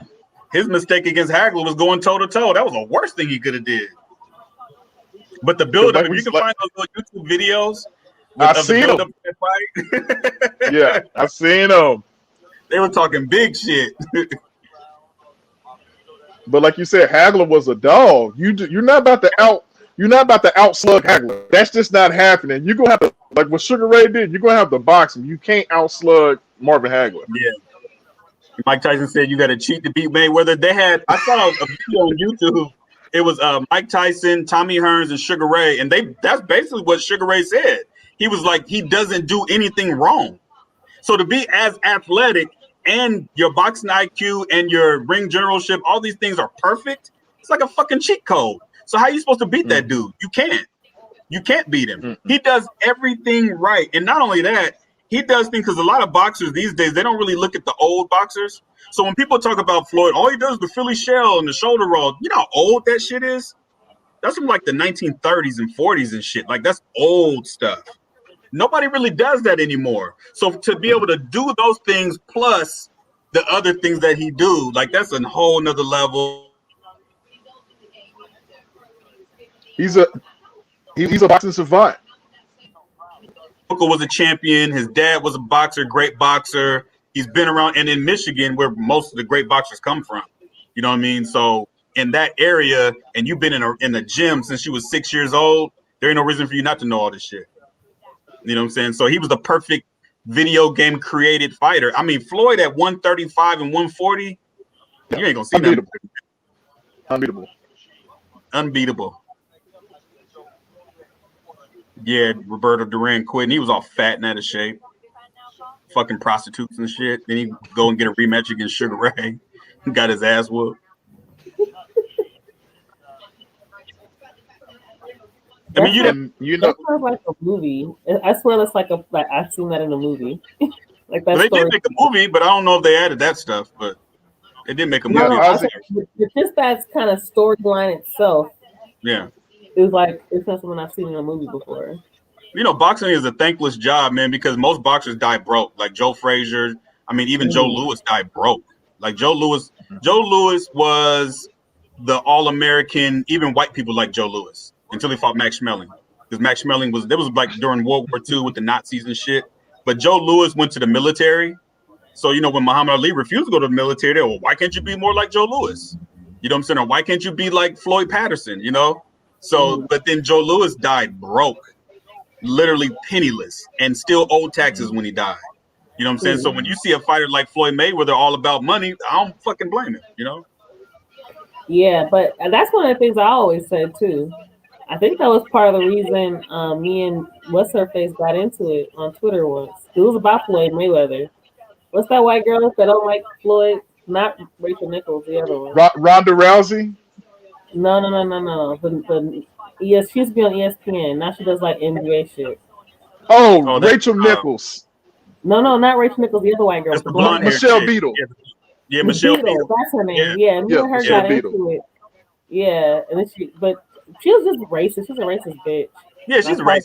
Yeah. But I called her out on that shit because it was basically about that. She was trying to act like all these people, all of the people that don't like Floyd just don't like him because of these domestic violence allegations or whatever, right?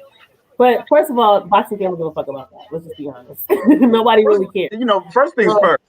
If you know anything about boxers, you don't want to talk about domestic violence.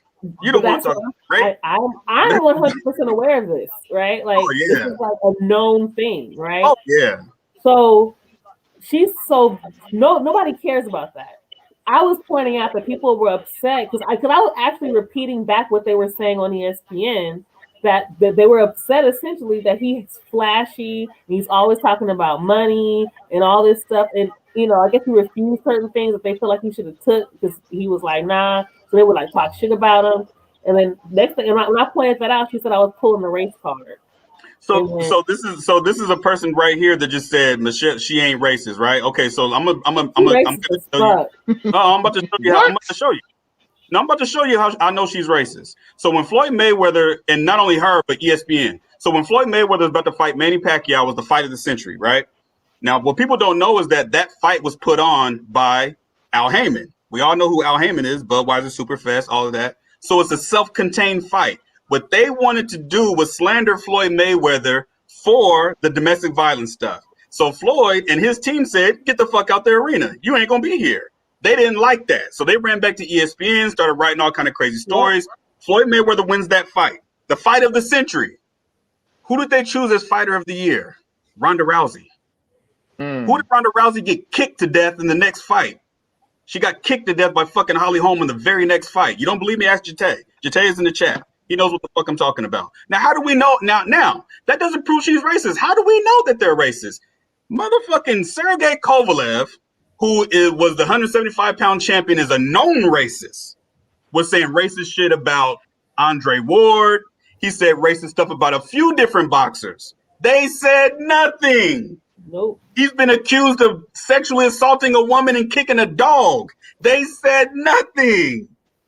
What's your boy name in MMA? What's the Conor McGregor was caught beating up an elderly man on camera. They said nothing. Wait, what was the guy in WWE? One of the wrestlers she was like a big fan of him, and she actually was doing some reporting and was partnered with WWE for a while. Was it Steve Austin? Oh, I don't know. I don't watch wrestling. Yes. What you saying? Who partnered up with WWE? Beetle. Yeah, Michelle Beadle. Yeah, and Stone Cold. Yeah, he has domestic violence. Yeah, so there was like a whole issue with that, and then people were like, "Why aren't you? Where all of this multiple reports on Stone Cold Steve Austin?" Because she was working with WWE at the time. Who was Beadle? Who was Beadle coming after? At this time, Floyd Mayweather. Oh, Floyd Mayweather. Yeah. I remember too with T frozen. Oh, I'm frozen. How about now? Yeah. Not okay. Anymore. Yeah, I remember this one with Jameis. I don't know how to pronounce his name. Jameis Winston. Is that how you pronounce it? Jameis Winston. Yeah. I never know how to pronounce his first name, but she was all on him too. And then I remember this tweet I put on the screen where Damien Woody's like, "It's crazy how some folks say I'm cooning because of what I said about Jameis. Well, I'm gonna call a spade a spade. Nobody wants to hold people accountable these days, and there's a pattern of behavior that's ridiculous. Ask yourself why these things keep following him." And if she did this, and to me, this is always the number one sign you're racist. Whenever a black person is saying something anti-black, and you come in and say, "Oh, I've been trying to say that for years, but now that you're saying it, I guess, so she's like, weird. I'm a quote unquote racist for saying those things. The problem is clearly us, D. And I'm like, get the, Exactly. And that's the way racist thinks. And this is the way you hide racism. And boxing combat sports, period, is all about racism. The reason why you don't see a lot of white fans is because there ain't no white boxers. Why? Because there ain't no white boxers. So at the end of the day, why should it matter? You know what I'm saying? Yeah, McGregor is a piece of shit. But when you're not reporting the information the same way you are against someone else, that's not by accident. That's on purpose. It's a common thing this is the thing. It's a common thing that both media and white women do. So this is now fused into one thing. This is what they do. This is part of the culture. Let's find black men that we can specifically talk about and target and point out this horrible thing that they did while we are really using misdirection so you can ignore all this other fuck shit that's going on. And notice nobody talks about, now this is something you just know working in media or working in any type of really entertainment industry. Everybody fucking everybody to get somewhere. Nobody's reporting the sexual harassment going on at ESPN. Exactly. Yep. Also, what Damien Woody said here. How many dicks did most of those reporters have to suck to get to sit in the seats that they were sitting in? And you know that they had to. Right? There are billions of white boxing fans. This is so dumb. But this is the thing. You don't have to be here. Mm-hmm. You can get the fuck out of here. We don't even know you. You don't have to be here. But one thing you're not going to do is stop us from telling the truth. You don't think it's racist. We're telling you and we're showing you. And this is what white people do. When we point out where the racism is, oh, it's not racism. You're just crazy. No, motherfucker, you're a racist too. Oh, that's that narcissistic gaslighting shit. Yeah. He said millions of white boxing fans. We've seen Tyson Fury. Look. No white boxers like Tyson, one of the biggest boxers who was probably a racist. We know Tyson Fury is a racist. We've seen Tyson Fury say racist shit. Mm-hmm. What's his point? I'm lost on what his point is. Like, I'm trying to figure what point did we make that he thinks he's countering with the stupid shit he's saying? I don't give a fuck if you Mexican, racist ass Mexicans. You really want to go there? We can talk about that too. You want to go there? Check them YouTube comments. Check those YouTube comments on those boxing channels. Oh my god. Yeah. We can go here all night. I know the history of boxing, homie. Trust me. You don't know anything about boxing compared to me. So if you really want to go there, we can. It's up to you. But anyways, now I'm gonna get you out of here, fam. There you go. Anyways, so when it comes to people doing racist shit and people being racist, at the end of the day, if you don't believe it, I don't care if you believe it because you're not going to gaslight me and I don't have to prove anything to you. At the end of the day, we know that boxing is racist. We have evidence of it being racist. We could talk about everything from Black Murderers Row. We could talk about the shit that happened to Muhammad Ali, the shit that happened to Mike Tyson. Everybody loves Mike Tyson now. Before, they did not love Mike Tyson. Don't let nobody tell you that they believe that they love Mike Tyson. Don't let nobody tell you that they love Muhammad Ali. Because we got the video to prove that shit. They hate. You know what, Kenny? It was half of black people was kind of uncomfortable with Muhammad Ali then because he was speaking out and it was like, oh man, he got that big mouth. He talked too much noise. He's a little too radical. He's rolling with Malcolm X. So at the time, Muhammad Ali was a very hated fighter. And when he passed away, you seen millions of people, showing respect. No, and look, Trey Love, no, Mike Tyson was a piece of shit, and he'll even say that. But the problem is this, though, in the sport of boxing is riddled. I mean, Bernard Hopkins never had an amateur fight. Why? Because he was fucking prison. Bernard Hopkins got out of prison and became a champion boxer, So this is something I heard from actually a lot of athletes out here, like football players and shit. So one of the things I heard was that the thing is there are certain types of people that go to certain types of sports. So he was telling me, he's like, really low key, the nerds are the ones that play basketball, right? Those are the black kids that, they're not always like the street kids, the way that TV likes to make it portray. These are guys who all they do is play basketball and everybody thinks they're nerds, right? And he said football was a lot where you had the more knuckleheads. So you had a lot of the knuckleheads there, gangbangers, shit like that. That's true. He said, when you got to boxing, those were like the nuts, right? Like those are the guys, if they didn't have nothing else in life happening for them, if boxing wasn't there would be nothing else in life happening for them. He was saying like that was absolutely. That's true. That's where a lot of them go. Because and if you think about just the fact, so a lot of people who are already, I want to use my word, experience a lot of trauma growing up, very neglected growing up, have a lot of anger. A lot of that goes into the sport of boxing. Absolutely. And when you play a sport like that on top of it being an aggressive sport, and you're getting punched in the head all the time, but like, of course, we know almost all of them have CTE. Of course, you're going to get a lot of violence that comes even out of that. So when you look at all the boxers from Floyd Mayweather, even Muhammad Ali. Muhammad Ali's reason for boxing, was because of something traumatic happened in his life. Mm-hmm. You know what I'm saying? Even when he came home from the Olympics, he took his gold medal and threw it in the Mississippi River because of racism. He was tired of the racism. All of these dudes had something going on. Like I said, Bernard Hopkins never had an amateur fight because he was in prison. He got out of prison and became a champion. You know what I'm saying? Now he's on TV commentating and stuff, but you're right. Boxing is the sport where you might have dudes that went to prison for manslaughter, bank robbery, rape, assault, all kinds of stuff. Huh? That's your neighborhood? You hear the sirens? Fuck yeah. They out there wilding out. It is so funny because I remember the first time I was on here, and somebody said in the comments, I could tell Vita's in South Central. You can see the bars on the windows because the sun was shining through the window. That was Mario that said that shit. I was Mario.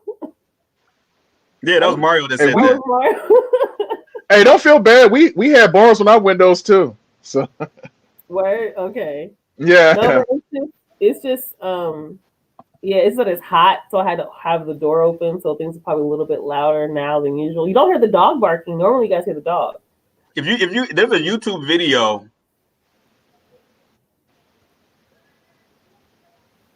Hello? Roy Yeah, Jones I'm still here. Became one of the greats because he hated his dad. Yeah. Because most boxers are trained by their dads, but the relationship is toxic as fuck. Like Floyd and his dad's dads are abusive. Horrible. Well, you have to think, a lot of those guys are very aggressive, abusive, hyper masculine, right? And their whole thing is they want to make sure their sons are going to be tough because the world is tough, and that's what their experience has been, right? This is also why I always tell you guys, gotta stop being overly nostalgic about the past, because you got a lot of our people been through some shit and they've been raising kids and they come out all fucked up, So it's not an easy life to be a Floyd Mayweather. It's not an easy life to be a boxer. Most boxers come from the gutter. You know what I'm saying? Right. They ain't just from the ghetto. They from the gutter. You know what I'm saying? Whether it's Joe Frazier. I mean, Mike Tyson is Mike Tyson probably has the story that we all know. You know what I'm saying? Because he's been on TV in our lives since 1985, and he's been a fixture in hip hop culture. Because that's one of the things that worked for Mike Tyson, is that he came at the right time. You can say Mike Tyson fought nothing but bums, which is true. But he came at the right time. Hip hop, Run DMC, LL Cool J, fashion, all of those things, the crack era, all of that stuff was popping. The movies that we see now, Paid in Full, when that was going on, that's Mike Tyson era. You know what I'm saying? So Mike Tyson, Mike Tyson's connected to Tupac. After he beat Bruce Seldon, you see Tupac come and gave him a hug at the fight, live on TV. You know what I'm saying? So all of this stuff is like right in our face, and these are people that honestly we can go outside in our neighborhoods at that time, look like your neighbor. You know what I'm saying? Mike Tyson come to the ring, he don't wear no robe. He's already lathered up. Like this, he's like Drederick Tatum from The Simpsons. He's already lathered up. He don't wear socks. This motherfucker wears black shoes, no socks, black trunks. His gloves is already pushed back towards his knuckles is damn near digging through it. Like, this is a fucking animal. But this is also a motherfucker that you probably knew on the block that was probably robbing old ladies or some shit. So when he made it big, it seemed like somebody we knew. We knew Mike Tyson. We knew somebody like that. You know what I'm saying? Compared to when my dad was young, the boxers was more classic.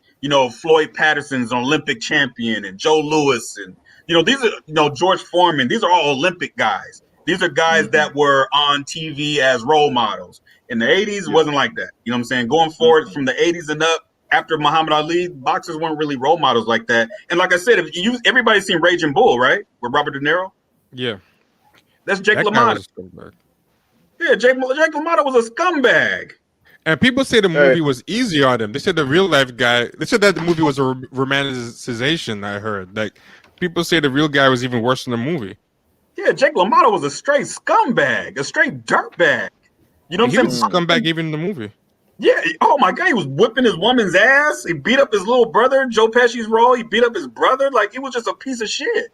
But that's boxing because boxers come from the gutter. They come from the bottom of the bottom. You know what I'm saying? So when you hear about boxers, like there's a boxer recently. I know James, you heard about it. He's from the Dominican Republic. He killed his. So he was married. He was messing with some chick. She got pregnant. He killed her, tied her up and put her in a bag and threw her over a bridge. This happened a week ago. Oh, wow. Verdejo. His name is Verdejo. Oh, okay. Yeah. Felix, right? Felix Verdejo. Damn, that's wow.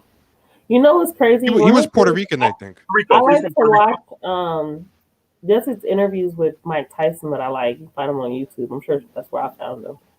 And he talks a lot about his experiences growing up and how he had to basically fend for himself growing up. And it's actually his whole life is a fucking one big fucking sad story. Oh man. And honestly, if it wasn't for boxing, Mike Tyson would have been somebody we'd be afraid of right now. Well, he was already going to jail. Like exactly. Prison for kids, right, T? What's that? Isn't Spofford a jail for kids in upstate New York somewhere? I think so. I think it's a juvie. Yeah, but he was all of those dudes that were in the streets, like the guy that shot 50 Cent, that was Mike Tyson's friend. Like he knew these people. Like these were all Rich Porter and Alpo. He knew these dudes. Like they was really out there. You know what I'm saying? So back then, Mike Tyson and the dope dealers were what the rappers are. The rappers want like LL Cool J is really good friends with AZ, Alpo. That's kind of like Kenny. That's kind of like Gervonta Davis. You know, he's from Baltimore, and everybody's seen The Wire, and the boxing trainer that was on The Wire. Mm-hmm. That's Gervonta's real trainer today. Yeah. And Gervonta, if you listen to his story, I think his grandma raised him, but his folks on drugs, D-boys all around. He's a knucklehead, and like the dudes he hang around with, one of his fights, one of his boys is a straight killer. Like they let him out of jail on accident, and he went to the fight. So he's around like killers, drug dealers. So like you said, they come straight from the bottom, man.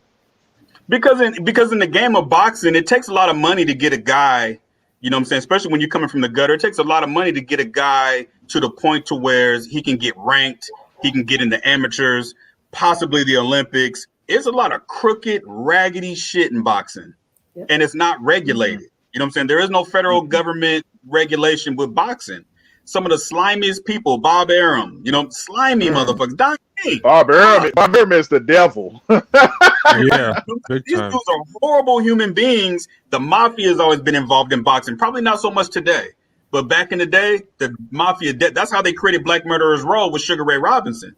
You know what I'm saying? Like, go ahead, T. Oh, no, I just wanted to answer Billy Big Bricks. He was saying that that it was not a romanticization. When I say it's a romanticization, what I'm trying to say is he looked like shit in the movie, but the real guy was even worse. That's what I say romanticization. I'm not saying that it made him look good.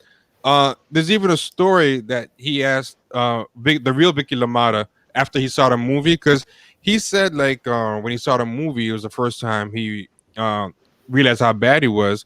So he asked the real woman, Vicky LaMotta, she's like, was I really that bad? And she was like, no, you were worse. And his own wife said that the movie was a nicer version of him, as shitty as it was. So I'm not saying the movie made him look good. I'm saying that as bad as it made him look, a lot of people in his life claim that he was actually even worse in the movie.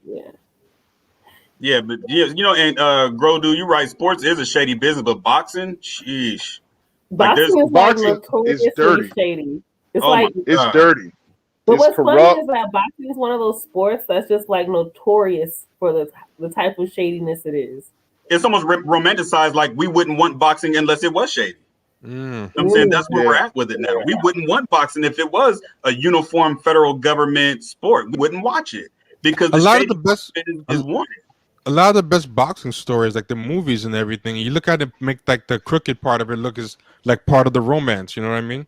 Yeah, yeah. It's like a mobster movie. Yep. Yeah. Yep. The guy who won't take a dive. You know what I'm saying? Yep.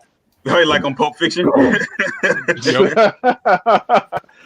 Yeah, it's very shady. It's very dirty.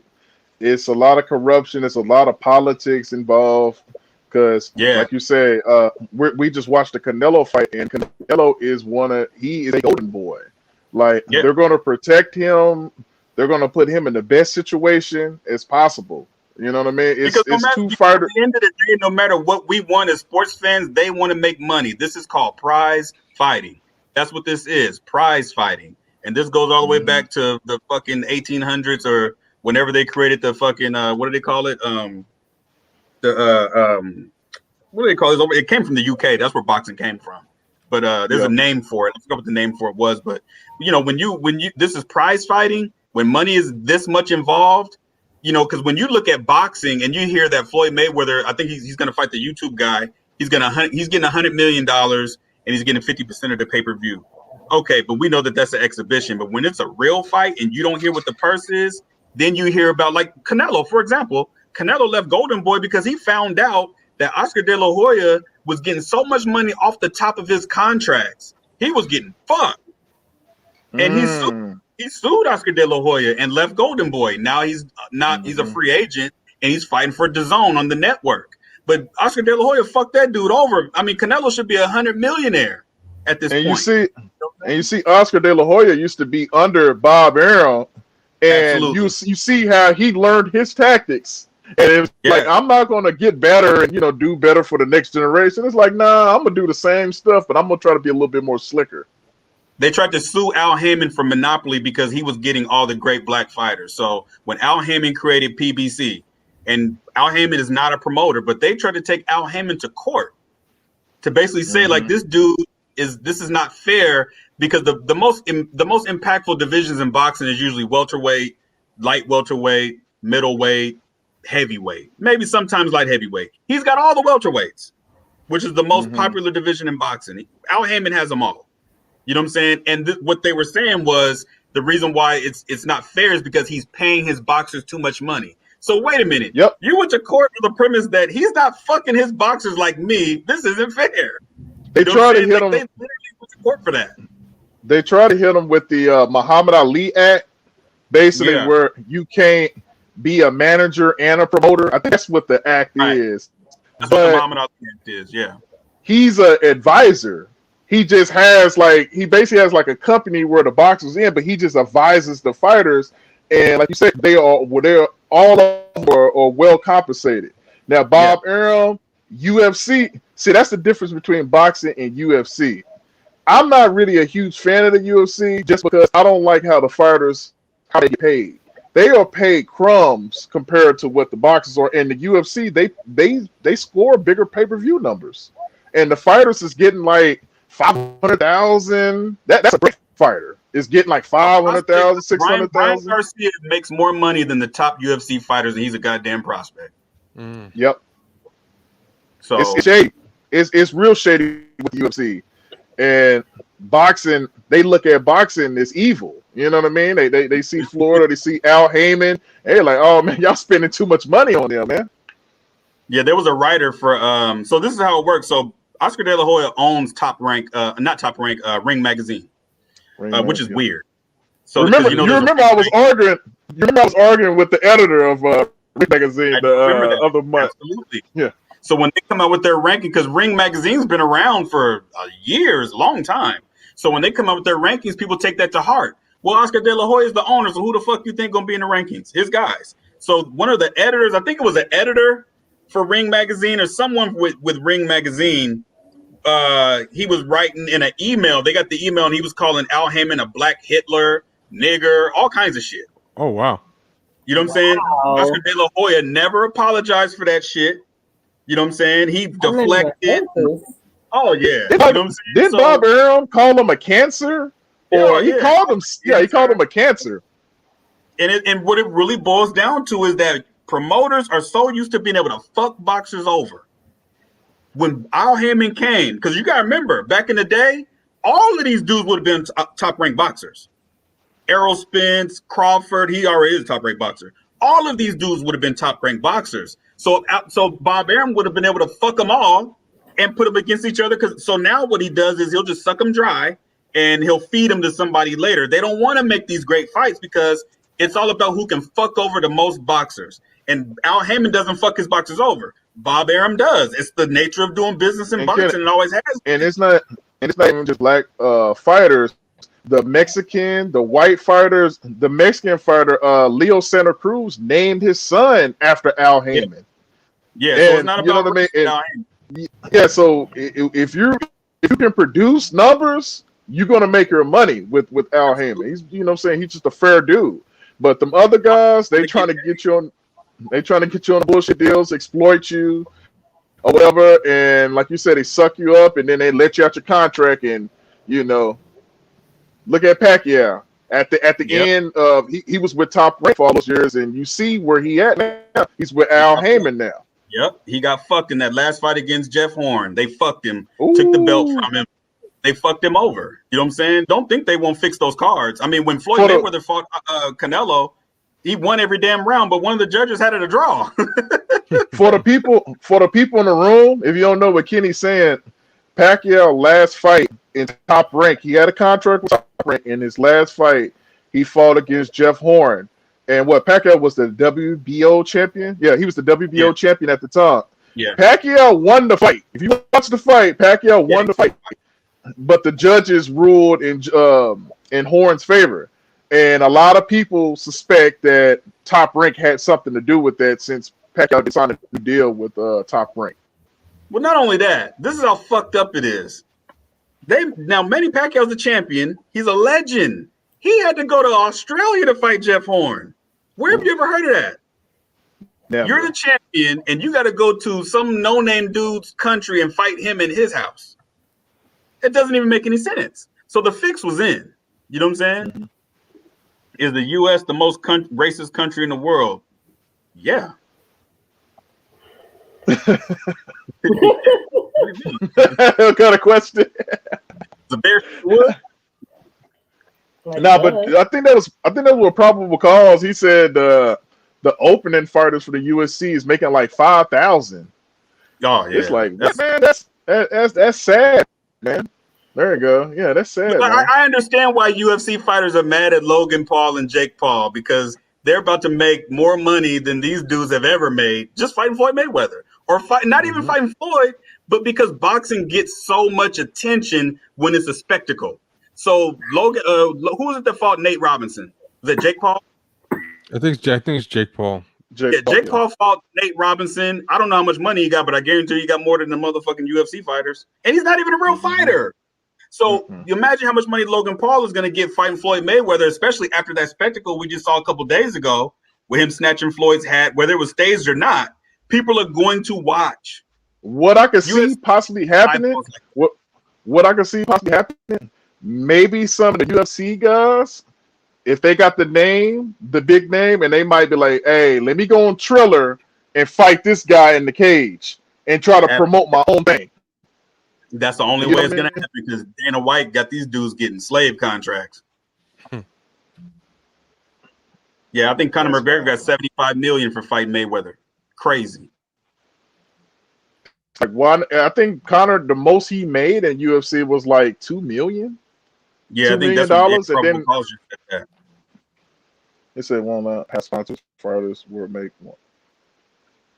Like, what kind of organization is the UFC where you can't have your own? That's slavery. That's like slavery. Yeah. But they get away with it because they get the fans. They convince the fans that this is about pride. It's not about money. This is prize fighting. Okay. So, but why do they do that? Like, does it hurt their business for the fighters to be able to get their own money? No. Well, I mean, yeah, it does. It does. If you've been having a roster of guys and you've been feeding them pennies and you've been making all the money, why would you let them go get $75 million and you ain't getting a piece of it? Because if they allow them to get sponsors, that's basically like giving them too many ideas. Like, it's too much freedom, basically. Like once they kind of taste that, then they're gonna want to go to the next thing or whatever. So they just cut it off, and this is your flat fee, pretty much. But they're the only game. They're the, I don't want to say the only game in town, but they're the biggest name in town, or whatever. Yeah, Bellator is nowhere near UFC, and there ain't no more Pride. So yeah. Are there other sports or athletic events or spaces that do that? Because most other sports you can have your own personal endorsements, right? Well, yeah, and you can have your own agent. See, the difference is in boxing when you have a promoter, and this is why they don't like Al Heyman. Al Heyman's not a promoter. Errol Spence, I don't think Errol Spence has a promoter. No. You know what I'm saying? So if you don't have a promoter, he's his own promoter. Exactly. They don't want you to be your own promoter. What they would like to do is if you say, I'm not going to have a promoter, well, we'll just freeze you out from getting any big fights. You know what I'm saying? So, because if you have a promoter, the promoter does all the work, supposedly, where he's going to get you on a network. He's going to get you in a ranking system. So there's 4 sanctioning bodies, the WBO, WBA, WBC, and the IBF. All those boxing sanctioning bodies. If he can get you ranked in the sanctioning bodies, he can get you a mandatory spot. You get a mandatory spot against the champion, right? So you get your chance for the belt. That's when you get your money. So if you have a promoter, you're going to play ball. But if you with Al Heyman, you ain't got to worry about that. Because one, you have the best fighters in a division on that network with the PBC. You don't have to worry about that type of shit. Now, because this is the problem. So Terrence Crawford is with Top Rank. Bob Arum is his promoter. He wants to fight Errol Spence. Errol Spence don't have a promoter. Now, the problem is this. The reason why the fight's not going to happen is because Bob Arum can't fuck over Errol Spence. He wants to fuck over both boxers. He don't want to just fuck over Terrence Crawford. He want a piece of Errol Spence's ass too. But Errol's not letting it happen. And at this point, Errol don't need him. He's about to get his 3rd belt when he fights you guys. So he doesn't have to fight Terrence Crawford. Now, is that the fight everybody wants to see? Absolutely. But would I let Bob Arum fuck me over? Hell no. No. That's the reason why we had to wait for the Manny Pacquiao-Floyd Mayweather fight for so many years. Is because Top Rank had Manny Pacquiao, and there was always an excuse. You know what I'm saying? They don't want to fight. He offered him this money. It took for Floyd Mayweather to meet Manny Pacquiao in a hotel room, one-on-one, for them to come up with a way to make this fight happen. Or the fight would have never happened. Because Bob Arum is a fucking scumbag. Because Vita, you know this is another this is a background to that. Floyd used to fight under Bob Arum. Floyd was with Top Rank. He was. And with Top Rank, this is a lot of people don't know this. Floyd wasn't making that much money. When he won the bronze in the Olympics, Oscar De La Hoya was making Oscar was making like $200,000 a fight, and Floyd was making like $50,000 a fight. So Floyd didn't have that much money. So then when he was with Top Rank, he bought himself out of the contract with Errol because he wasn't getting the fights made that he wanted. So then that's when Money Mayweather came. That's when the character. That's when that happened, and he started to promote himself. So then he was negotiating his own contracts. So he was with HBO. That HBO contract went, and then Showtime offered him, what was it, Kenny, like a 5-6 fight, $300 million fight deal. Yeah, because what they did, what they tried to do was when Floyd Mayweather started, because you remember he used to run around with Jay Prince too. Jay Prince was like his manager or something like that, and Jay Prince had a little. I'll let him tell it. I believe it was on Drink Champs where Jay Prince was talking about the conversation he had with Bob Arum, and Bob Arum pretty much was like, "All right, bro, you got this." You know what I'm saying? I don't want no smoke. So basically, what happened was what they tried to do to Floyd was because he was making a lot of noise about not getting the fights. There's an interview. I don't remember who it was Floyd had fought, but he started calling out all these boxers he wanted to fight, and these were all top ranked boxers. And they wouldn't fight him. So what HBO tried to do was get rid of Floyd. So what they did was they made him fight Diego Corrales, who was top 3 pound for pound, great fighter. Floyd knocked him out. So at that point, now they're like, oh shit, what do we do with this guy? He just knocked out the guy we tried to feed him to, and he's leaving. And then he finally got the Oscar fight, and he beat Oscar. That's when he was starting to make all the money. When he fought Oscar De La Hoya, and the thing about it is, boxing is so political. They wanted to get rid of Floyd. So when he fought Oscar, they let Oscar choose the ring size. Oscar chose the weight class. Floyd Mayweather had never fought at 154 pounds. Never. His first fight at 154 pounds was against Oscar De La Hoya, and he won. And what was the pay cut? What was it, 80-20? It was 80-20. So Oscar got 80%, Floyd got 20%. So he had all the odds against him. He beat him, and then he became a bigger boxing star than Oscar De La Hoya was. And then that's when the whole Money Mayweather shtick came, and then he was getting the big fights. And then Al Heyman was his advisor. Al Heyman didn't have the PBC yet. So him and Al Heyman made a lot of money. And Florida's partner up with PBC. So they created the PBC. They signed all this talent, a lot of talented black fighters, Mexican fighters, white fighters, whatever. And now it's a powerhouse. Like James said, Al Heyman and PBC is not racist because Leo Santa Cruz named his son after Al Heyman. Caleb Plant is a white boxer from Nashville. I think he's from Knoxville, Tennessee. He's on PBC. So it's not about race. It's about giving the boxers the best with the best abilities, the best way to make a lot of money. They're not getting cheated out of their purses. When you go look at the Charlo twins, look at their Instagram page. These motherfuckers got mansions and all kinds of shit. Living it up. They living it up. They do it really well. Even Adrian Broner, whatever the fuck he burnt his money out on, whatever, he was doing really well. You know what I'm saying? So you're going to be able to make a living, take care of your family. You're not going to be put in danger. Because what a lot of boxers used to do is, because they were getting screwed out of money, fucking with Don King or Bob Arum, they would have to take these dangerous fights. Next thing you know, they get knocked the fuck out late in their careers. You know what I'm saying? Because when you become 34 years old, your career is pretty much done. You know what I'm saying? You ain't got no business taking no big ass fights at age 34. You've been fighting since you were 6. Right. Like, come on, man. You know what I'm saying? You've already boxed probably 5,000 rounds in your life. You know what I'm saying? Like, you should be twilight at that time. So when Floyd was Canelo and guys like that, he was already past his prime, you know? Another thing about Al Heyman, also, Errol Spence is probably his top boxer right now. And he said when he signed with Heyman, the first conversation was Heyman was like, "Hey man, we're gonna try to set you up for retirement." It wasn't about the upcoming fight. This is a young fighter. He ain't even a champion yet. But he's like, "We're gonna try to set you up for retirement, how to invest your money. You know what I mean? We trying to make sure that you're good outside of boxing, where you can be able to take care of yourself outside of boxing." So Heyman has that also. Abner Morez, another Mexican fighter, he fought with Golden Boy under Oscar De La Hoya. And he signed with PBC, and he said fighting with Golden Boy was like working at McDonald's. He said at the PBC, it's like working at a law firm. He said that's the difference. They take care of their people. And and everybody should want that. But a lot of fight fans, based on race and all these kind of things, there's a whole lot of ignorant shit. They believe that boxers should do stuff like, because boxing is an old sport, way older than MMA. So you see a lot of boxing fans say, "Oh, they should fight. How about you get 40%, you get 40%, and the winner gets 20? That ain't the way boxing works. You ain't never gonna get nobody to do no purse like that in boxing. You know what I'm saying? It's not it's not what you deserve, it's what you negotiate. And no sport is more important than boxing. Because you can negotiate your way out of a fucking career. You know what I'm saying? So at the end of the day, boxing is one of those sports where the politics is 90% of it.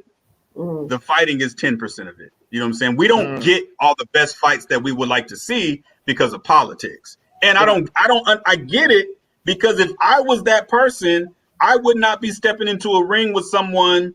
For example, Guillermo Rigondeaux is a Cuban boxer. He's a 2-time gold medalist. Lomachenko was a 2-time gold medalist. So they fought.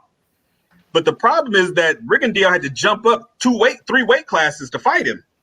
So of course he lost. You know what I'm saying? But that's because of the politics. That's not where he normally fights. Absolutely. And 10 pounds makes a huge difference. So he had to go from 122 all the way up to, what was it, 130? Yeah. And more likely Lomachenko came into that fight at 140 pounds. No, Rigondeaux fights like I think Rigondeaux fights like at 118 or something like that. And then weight classes in boxing matters. Don't let it fool you. You'll think, oh well, it's just 6 pounds. No, it matters because you can be fighting. Yeah, you could be fighting at 130, but the guys at 135, the top guys there are different than the guys at 130 or whatever, and so on and so on. Like each weight class, there's a top dog in that weight. So the weight matter, and he jumped up 2 weight classes to fight the best guy at 130. that was a bad matchup. Right. And a lot of the politics with Ringendial started happening because there was a great fighter named Nonito Donaire. He was supposed to be like the new golden boy, and Ringendial knocked him out. He beat him. You know what I'm saying? That made the network, I think it was HBO, pissed him off. They stopped putting his fights on TV. So of course he's not getting any money. So he's got to jump up and take these dangerous fights now in order to get paid. You know what I'm saying? That's the way boxing. When they don't want you to win and you win, they'll shelf your ass. They did it. They was trying to do that with Mayweather. They tried it for like 15 years. It was like he'll beat someone. Like, you got to fight this guy, or you got to fight this guy. Even when he retired, me and Kenny talked about this. They were trying to get him to fight Triple G, and it was like Floyd he's at his best. He was at 130, 135. You want him to jump way up to 160 to fight this. Yeah, that's what they were trying to do. Lose. That's a lot. And like Miguel 24 said, they walk around a lot heavier. So Ringendial comes from 118 to 130. Lomachenko's at 130 already, but he's probably killing himself to get to 130. He's probably supposed to be 140. So he probably came into that fight 142 pounds. And this dude he's not weight drained at all, but Ringendial's probably had to eat 9 steaks to get to this weight class. You don't have any power. You're not going to be able to do anything that the other guy is going to have to respect. That's what makes Floyd Mayweather unless you take steroids. Unless you take steroids. Right. But that's what makes Floyd Mayweather so great is because he was continuously moving up in weight. And even though he lost the power, he didn't lose the skill. So he can move up from 130 pounds all the way to 154 and not lose the skill. He lost the power, but he didn't lose the skill. But what I don't understand is why don't people just stay in their classes? Like, why is it necessary you have to fight someone outside of your weight class if it puts you at more risk of losing and damaging your body more? Well, with that is a lot of guys move up because say you're at 130 and you win all the belts because you could become the undisputed champion. When you become the undisputed champion at 130, you didn't beat everybody. So now the only thing you can do is just move up in weight. Now, if you don't become but if you don't become undisputed, sometimes you'll move up. Like in Floyd's case, no one didn't want to fight him at 130. So he was like, well, I'll fight some guys at 135. He'd go to 135 and fight them. Then no more guys at 135 want to fight him. So you're like, well, I'll go to 140. Well, you know what? I'll go to 147 because nobody wants to fight me. So that's one reason why he did that. Okay. So I get it.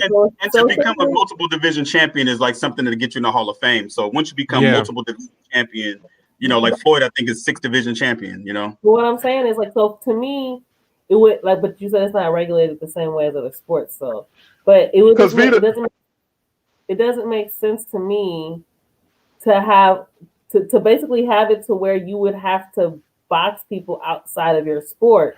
I mean, outside of your class.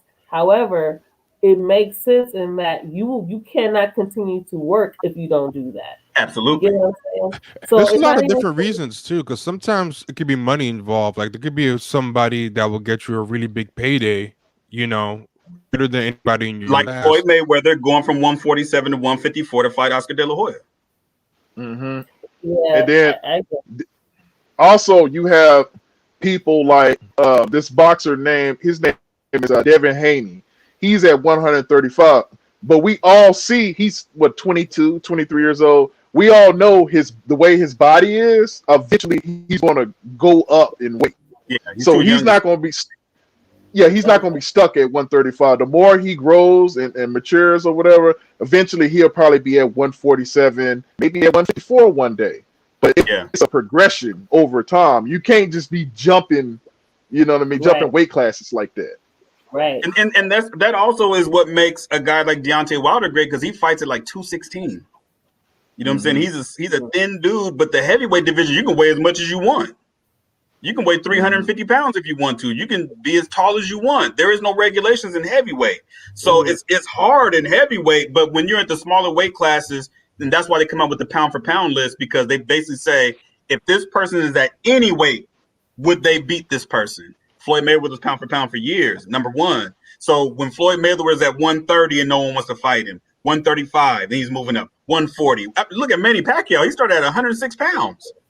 Went all the way up to 147. That's why me and Kenny always, do this with Pacquiao, because it's like he was still knocking guys out at 147. I don't know where they do that at. I don't know how you move up 5-6 weight classes and still knocking people out. Not lose any power. He didn't lose any power. Steroids? Hell yeah. That was one of the biggest hangups. That was one of the biggest hangups with the Floyd fight at first. Floyd was like, "Yo, if I'm gonna fight you, we're gonna have Olympic style testing.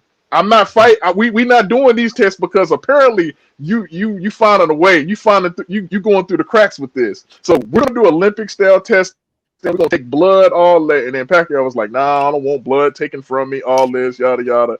So a lot of people was like, "Okay, we see that." Yeah, he said that.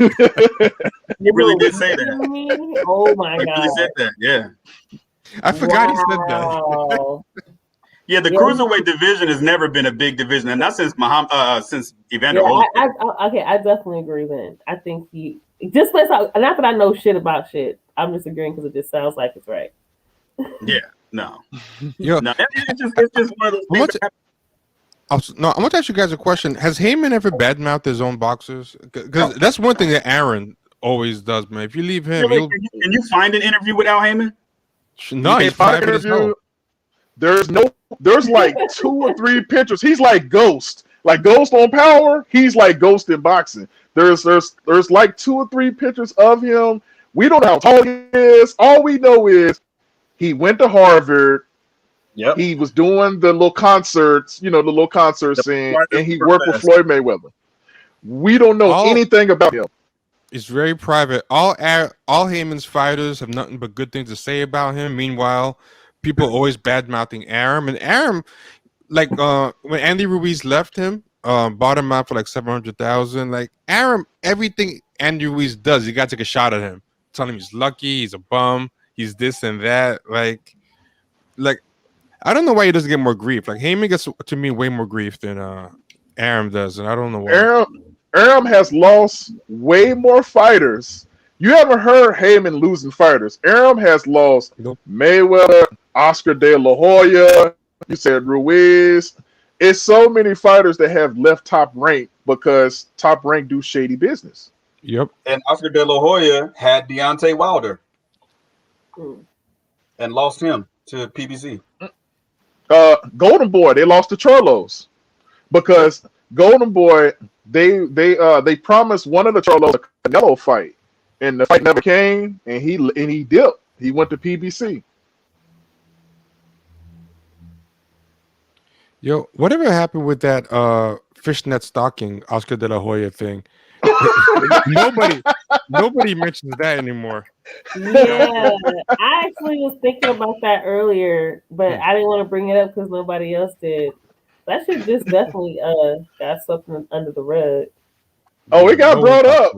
Floyd definitely brought it up when he fought Victor Ortiz. When he fought Victor Ortiz, he was I think Victor Ortiz did something like that too, and he was like, "Yeah, you and your boss, y'all both cross dressing or whatever." I don't know. You know how they was wilding out, man. Yeah, they was wilding out, but Heyman, he's like I say, he's a very private guy, and the fighters like him, and they're compensated. But Bob Arum, that's what me and Kenny. We look at Terrence Crawford. That's why we look at him so funny, because Terrence Crawford signed a new deal with Arum a few years ago, and we was like, man, you gotta fight Errol Spence. Why would you sign with Arum? But Crawford contract is supposedly up this October, so we're gonna see if he's gonna redo his deal, or is he gonna become a free agent and possibly get this fight done. Oh, okay. This is so fascinating. I'm like learning so much shit. He was high as on the commentary the last. Oh, okay. Yeah. Oscar a wild dude. Oh, we're. Yeah, Oscar is a wild dude, but that motherfucker can fight. He can, man. You got to like. You got to give it to him. He was a bad dude, man. He was the that's who they wanted that's who they wanted Ryan Garcia to be, the next Oscar De La Hoya. And he is not. He don't have the heart of Oscar. Even that last fight he had in January that he won, like, even though he won it, he still exposed himself. Like, people knew, like, this Tank shit you're talking that's not gonna happen. Not if you're winning like that. Tank was going to massacre that boy, because you got to look at it. Remember what Vita was saying, where these boxers come from, and I told y'all where Gervonta come from. Gervonta comes from he's cut from a different cloth. Ryan Garcia didn't come from that, so you about to go in the ring with a killer like Gervonta, and you on Instagram, you doing your influencer thing. It's just like, nah, bro, that's not a good idea. Yeah, that Luke Campbell fight, that was like it wasn't good enough, man. And he knew it. You know, he knew it was bad. All the Garcia fans started getting extra racist against Davis after Ryan Garcia won it, because they knew the boy looked bad. Well, whenever one of these guys does bad, the first thing like their fans do is try to get racist against like whoever the top black guy is. So the Mayate term will come. Yeah, man. If you go to any of a boxing channel on YouTube and there's a black fighter that's going to fight a Mexican fighter, if you check the comments and see the stuff, it look like it's Stormfront or Reddit. Like they say the craziest stuff. I already know. I believe it. You got to remember, I'm from the area of some of the biggest black versus Mexican wars. So I know. Trust me. Yeah, this guy Ryan Garcia, he won against this guy Luke Campbell, but it was like the way he won, even though like he got him in the 7th, like it was clear he was not ready for like the top black guy. So after that, like people started kind of making fun of him, like, oh, this is the guy that people were saying was gonna come after Tank, and all of a sudden, like, shut up, Mayate. Gervonta Davis is running. You know, like, are you serious? Like, I get from the Instagram guy. But yeah, racism makes boxing fans delusional. They will start believing the most improbable matchups just because they want the black guy to win. Yeah, and the thing about it is because it's all about pride and ego. And regardless of what side it is, whether you're Mexican, white, whatever, it's the whole idea of they even actually want their favorite fighters to duck certain fights, because if they lose, that pride is hurt. You know, if Gervonta Tank Davis beats Ryan Garcia, that pride is hurt. That he lost to this black guy, and the black guys are going to be happy. And, you know, boxing fans are weird. Now they're going to fuck all our women. You know what I'm saying? Like, it's fucking weird.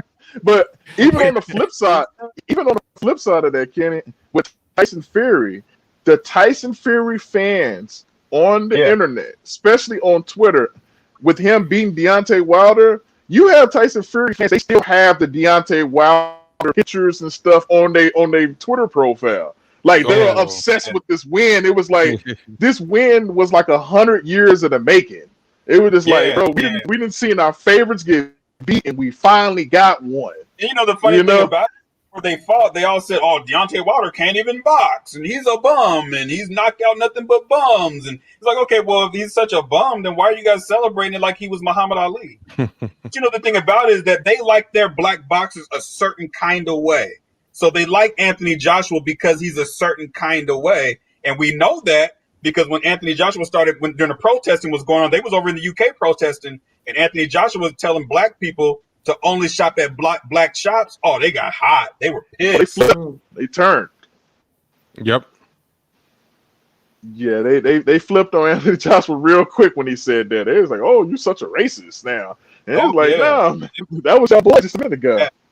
But you know, whenever I've looked at like old footage or archive shit around boxing, all of it was like 100% rooted in racism. It was like the Irish versus the German versus the colored versus the, you know, it was always,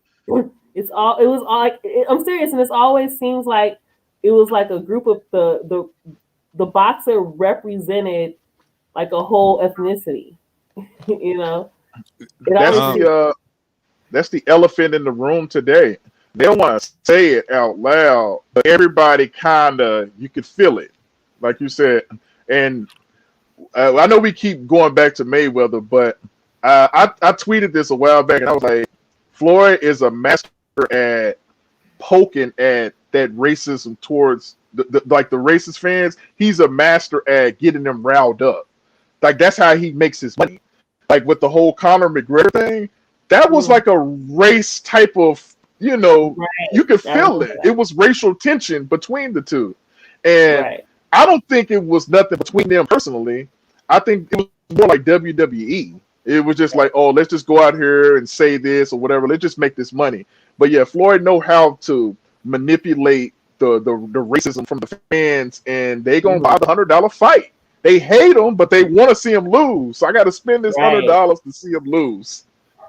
Right. If you want to talk about the history of race and boxing, like the Jack Johnson Jim Jeffries fight, where it's fighting the white guy, they were so paranoid about this. The British banned the fight from being played anywhere in the empire because they didn't want non-white people to see a black man beat a white man, because they thought it was going to make them lose their empire. Like, people would start like revolting and stuff. So they'd be like, "Oh, you Europeans are weak. Fuck y'all." Yeah, so they couldn't play it in India or any of the places in the British Empire. It was back in like 1919. You couldn't play it anywhere. That's how.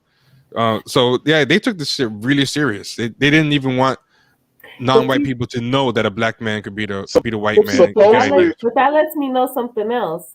That if they're saying like that they're blocking something like that purposefully because they know that whatever you see is an influence in how you're going to react to it. Like, they already know it. So they already know that something's going to make you feel empowered. Like, because that's all that's going to happen. If you see a white person get defeated, what they're afraid of happening is you feeling like, oh shit, this white people, they're beatable. They're not, because they spend so much time doing the psychology during colonization to get you to think that you're weaker than you really are and they're stronger than they really are. That's really how most abuse works, right? So essentially, that's what they're doing here. It's the same shit. That's wild. I said Sorry, I'm high as shit. So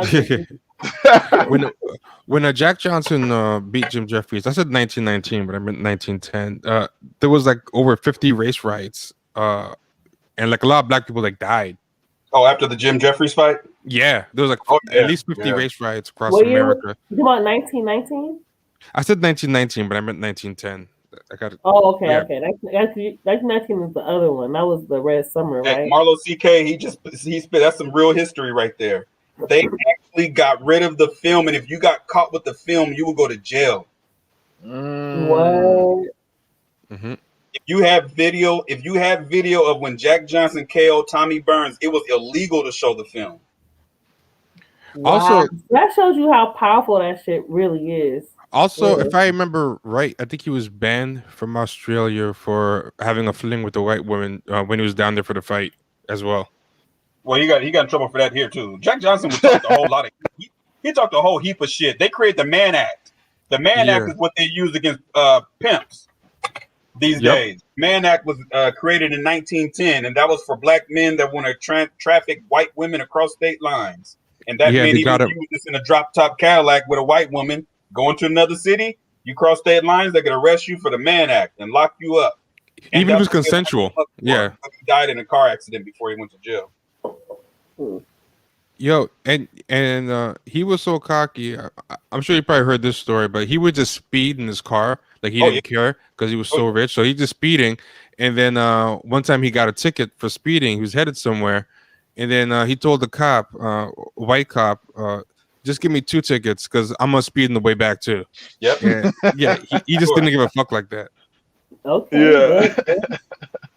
Yeah. and you weren't supposed to talk to white people like that. Yeah. Yeah, and Vita, what you're saying, that's why boxing is very powerful. It's a very powerful sport because the imagery of that, and like you said, the whole idea of white people being invincible or whatever, and then in the boxing ring, the vulnerabilities show, and you have this black boxer, who has this speed, these reflexes, and I said this earlier, they downplay a lot of boxers' IQ. They always try to up the white and even the non-black fighters. They try to up their IQ, but like a fighter like Errol Spence or like a Terrence Crawford or Floyd Mayweather, you watch them fight and you see, man, they are really thinking man fighters. They think they're you know what I'm saying? They're thinking 2-3 steps ahead. They don't want to give you that much credit like that in the ring. So, you know what I mean? So when it comes to Mexican fighters, they create the warrior narrative with the Mexican fighters. When it comes to the fighters like the UK, they're the thinkers. They're smarter. They're thinking. When it comes to black fighters, well, it's just naturally gifted. There's no work involved. You pretty much just came out the coochie, able to just skip backwards, do cartwheels, throw jabs, uppercuts. You know what I'm saying? There's no skill involved. There's no thinking involved. Well, he's black, so you know the blacks. They got that. They're quick. They can run in the ring. You know what I'm saying? So that's how they think about how they classify boxers. Yeah, so same thing with quarterbacks. What James was just saying made me think about something. A quote from Steve Biko, which was, "The greatest tool in the hands of the oppressor is the mind of the oppressed." Right. So I'm thinking, if you have something like boxing and everybody's already kind of rallied around it via race, right, or in a racial way, you're watching white people get defeated is somehow like a way to make, I guess, black people feel like, or anybody feel like, okay, not only are white people not invincible, you're actually able to beat them. Like if you actually wanted to, you could actually defeat them. That is the most, and everything that they've ever done in their media and their imagery is to always put them as superior, white Jesus, all that shit, right? So everything's about making them superior, so you feel inferior, and you don't even know who the fuck you are. Go ahead. Something else they do too is when they finally lose dominance of something, like it gets too undeniable, which is what happened in boxing. Then they just try to devalue the whole thing. Like it's like take your ball and go home. So I think that's why the UFC and mixed martial arts rose so much, because it was like, okay, the black people are dominating boxing, but you know what? Boxing is dumb. The real thinking fighters game is Brazilian mixed martial arts and football too, right? Like it's like the quarterback is the thinker, and that's for a long time they wouldn't even have black quarterbacks, right? Isn't that like similar shit? So it's just interesting how black people. That's similar. What T is saying is totally true. With the way the UFC is, the way it's set up, because like you said, black boxers have dominated boxing for over 100 years. You see it with Jack Johnson, Joe Louis. You see it with Muhammad Ali, Frazier. Then you go into the 80s, and you got Mike Tyson, Lennox Lewis, Roy Jones. Like all the biggest stars are black fighters, and there's never really just been a huge white star like that. There's never just been like just a mega white star. They will try to get one, but then they'll lose. So with the UFC, like what T said, it's just like, well, we just gonna make it even more technical. You got to know Brazilian Jiu-Jitsu, not capoeira, but whatever martial art there is, you have to master this. And now the UFC is turning black because 3 of the champions are from Africa now. So now, if more black fighters go into the mixed martial arts, they're gonna end up dominating that sport too. Then they're gonna say they have a natural gift at it somehow. It's something in the jungle blood that gives black them. Y'all more physical. That's what they always say. You're not really thinking. You just got natural animal instinct. But the way they hype UFC up, what you better say, T? DNA, I'm gonna say they even did that in music, like the innovations that black people were making in music. They had to create like a whole new scale to measure it. I think it might be called the jazz scale or something. Remember what Miles Davis said, right? When Yeah, he said he was in class and the teacher said, well, what is it? Is it because it's, and Miles was like, man, we ain't got nothing to do with no slavery. You know what I'm saying? He said, my dad is a dentist. My mom is a beautiful, I forgot what his mom was, a beautician or something. No, it wasn't that, but I know what you're talking. I know what you're talking about. I'm sorry. Go on. No. Go ahead. That was it. No, but what? But I missed on. I'm totally lost on what you're saying. Can you finish it? I could play you the actual clip. Let me find. Let me find the clip because it's a good clip. But what Ken was saying, it was an example of that, right? Like what the improvisations they made in blues and jazz they had to create like this whole new scale. It's called like the jazz scale to write down the. I know what you're talking about, T. Okay, I thought you were talking about how when they were thinking that the reason why jazz artists were so good is because of something in their DNA because of slavery. Oh no, it connects to that. It's totally connected. Okay. You were totally on the right path. Like they didn't want to admit that the black people could actually innovate to the point that they had to create like a new jazz scale. So they tried to say that it was because they suffered so much or they had some kind of instinct due to suffering. They didn't just want to say, they didn't want to admit that black people can just be very technically superior at something, that they can come up with these new notes and such that white people couldn't. And this guy in this interview, what Kenny's talking about, he's trying to kind of catch Miles Davis into try to trick him into admitting that his skill comes from, and black people's skill comes from some kind of natural gift. And Miles Davis was smart. He caught him. And here, I found it. I'll show it to you. It took me a while, but I found it. But if you look how slick he is. And it's the same thing they try to do with boxing, and they try to do with everything else that black people get good at. They try to either devalue the whole enterprise or devalue the innovation that the black person did by saying it was some kind of instinct or something. So this is it. It's about a minute long. Can you hear? Black musician. Can you hear it? The sound? Yep. Okay. So check out the slick question he asked him. Make it big. Are black musicians genetically better than white musicians? Get me in trouble. Not, but they play different. White musicians seem to lag behind the beat. Hold on. I want to put something you said there. I'm gonna back up, and this is how you know that he knows he's saying something fucked up.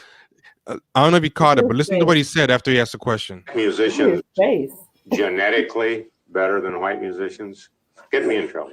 He said, "Get me in trouble here," as in I want you to say it so that I don't have to say it. He said, "Get me in trouble." To me, that gave away the whole game. That he said, "Get me in trouble here." Wow. Not better, but they play different. White musicians seem to lag behind the beat. I don't know why. Does black musicians hurt more? What do you mean hurt more? I mean, is it? It's not that cliche. I mean, it's not that easy to say that because you came out of slavery, you play on the beat. No. What? I have nothing to do with it. What? All right. I told a student teacher of mine like that in Juilliard. She started talking about, black people would responded at night and they say that's where the blues came from. So I raised my hand. I said, listen, my father's rich, my mama's good looking, right? And I can play the blues. I never suffered and don't intend to suffer. Yeah, but they always try to find a way to devalue the intellectual aspect of any innovation that a black guy does. It's not even just sports. Anything. Yeah, it's really everything. Just for shits and giggles, there's a whole lot of other clips of Miles Davis talking hot shit, like good shit. Really good clips of Miles Davis talking really good shit. So there's a good documentary of him out there too. I think it was Netflix. It was good. That goes to what he's saying when how they try to downplay the genius or whatever, then they'll downplay it, but then if they have a person that can replicate that, then it's like, oh, it's all good. So like with Canelo, we was talking about Canelo earlier. All the fans keep saying, "Oh, Canelo, he moves like Mayweather. He got defense like Mayweather." But years ago, you said, "Oh, he's a runner. Floyd is not good." But it's like, oh, now he's great now since Canelo can, somewhat replicate that. Wow. That's crazy that white people do that in everything. They do the same shit in every industry. And no matter where you put them, they do that. It's like they just have these same habits everywhere. That's weird. And they like saying it's genetic because then they don't have to feel bad. Because if it's not genetic, then it's like, okay, we're both applying ourselves. You're just intellectually better at something. But it makes them feel better if they can tell themselves it's genetic. That's why they want the black guy to say, is it genetic? Like the idea that it's not genetic and both of us are trying it and your brain just works better at this for whatever reason, just bothers them. I just thought it was funny that Miles Davis was like, white musicians, they tend to lag behind the beat, and I don't know why they do that. I have a family friend. He's a drummer, Haitian music. It's called compa, and he used to, before Duvalier got overthrown, it was a big tourist industry. It was a big tourism industry. So he still plays music in bands to this day, but he would play at the resort because it was a big tourist spot back then before it kind of fell down. But he would say when he was playing music, he had to close his eyes because the white people were so off the beat all the time. It started messing with his drumming. So he's like, if you ever see a film of me playing in the resort, I had to play my eyes closed because the white people just couldn't find the beat at all. They would just mess with the whole music. What's so crazy is how bad they are. Like, I don't get it. Have you ever see an old white lady that just be clapping like this? Yeah. Oh yeah. She be into it. I think I might even be more on beat than they are, right? Like, I just be like, what? How come you can't do this? So they dance like this. Like, why? Why do y'all do this? Why can't they? Why do they miss the beat? I don't. Clapping on the ones or fours. But I just think maybe their brains just operate differently. They're just a little bit slower. Dr. Amos Wilson said that black people we tend to develop a lot quicker in a lot of different areas. So who knows? But even with the fighting, what you just said, an actual drum beat, and they still don't be on beat. Like, wait a minute, this is y'all music, and you still ain't on beat. Like, but Vita, what you're saying with off the beat, even with fighting, like when we was talking about like on your toes and being lateral, there is like a rhythm to that. So like the whole fight foot thing or whatever, that's because did y'all ever watch the Rocky 3 movie? Oh yeah. With Clubber Lang. I don't know if you ever seen it, but Rocky in the Rocky in the movie, he was very flat-footed. So then the black fighter took him to the hood and trained him. Yeah, and then he had him on his toes and he had him training or whatever. He had to get some rhythm, and his white buddy was just like, "Well, you're not a color fighter. You don't have no rhythm. You can't fight like the color fighters or whatever." And they just kept training him. Yeah. It's funny because when I think of rhythm and being I think of like Muhammad Ali. That's just who I think of. So that's interesting. That's the whole premise behind float like a butterfly, sting like a bee. Yep. Yeah. Mm-hmm. Yeah. All right, yeah. guys, That scene was problematic. I gotta go. I'm tired and I have not been sleeping. All right. Smoke weed and watch boxing, Vita. Huh? Can't smoke weed and watch boxing. Boxing's over. It was done. I'm motherfucker quit. He was over. I'm glad you liked it. By the time I finally got the fucking streams to work, the motherfucker was done. Like 5 minutes. But I'm glad you liked it. I know me and Kenny, we diehards, and we know you like the sport too. So I'm Yeah, glad I you like the liked sport, it. but you guys got a level of knowledge way beyond me. I'm not ashamed to admit that. You guys go deep. I just like learning about shit. I might not remember that shit, but I will definitely try to learn it. Yeah, and the more you watch and the more you learn, the more you're gonna love it. I mean, it becomes a sport where you look forward to it. I even watch women boxing. You know what I'm saying? Like I do too. Boxing. I don't really fuck with MMA or nothing like that, but I love boxing. I just love the science behind it. So I could see that. But I appreciate you guys answering my questions. I really do. Somebody asked this. Do you guys? I think he's a very skilled fighters. It just happened not to be black. It just happened to be black. Yeah. Yeah. Honestly. It just happened to be the same people. Yeah.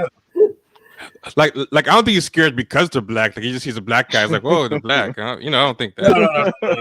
No. Because he's beat a lot of black fighters. So yeah, exactly. There's a certain skill set that certain black fighters have that others don't. And it's just we seen that tonight. Look, BJ Saunders is not great. He's good, but even he was giving him problems with that limited ability he had with his footwork. He was giving Canelo some issues.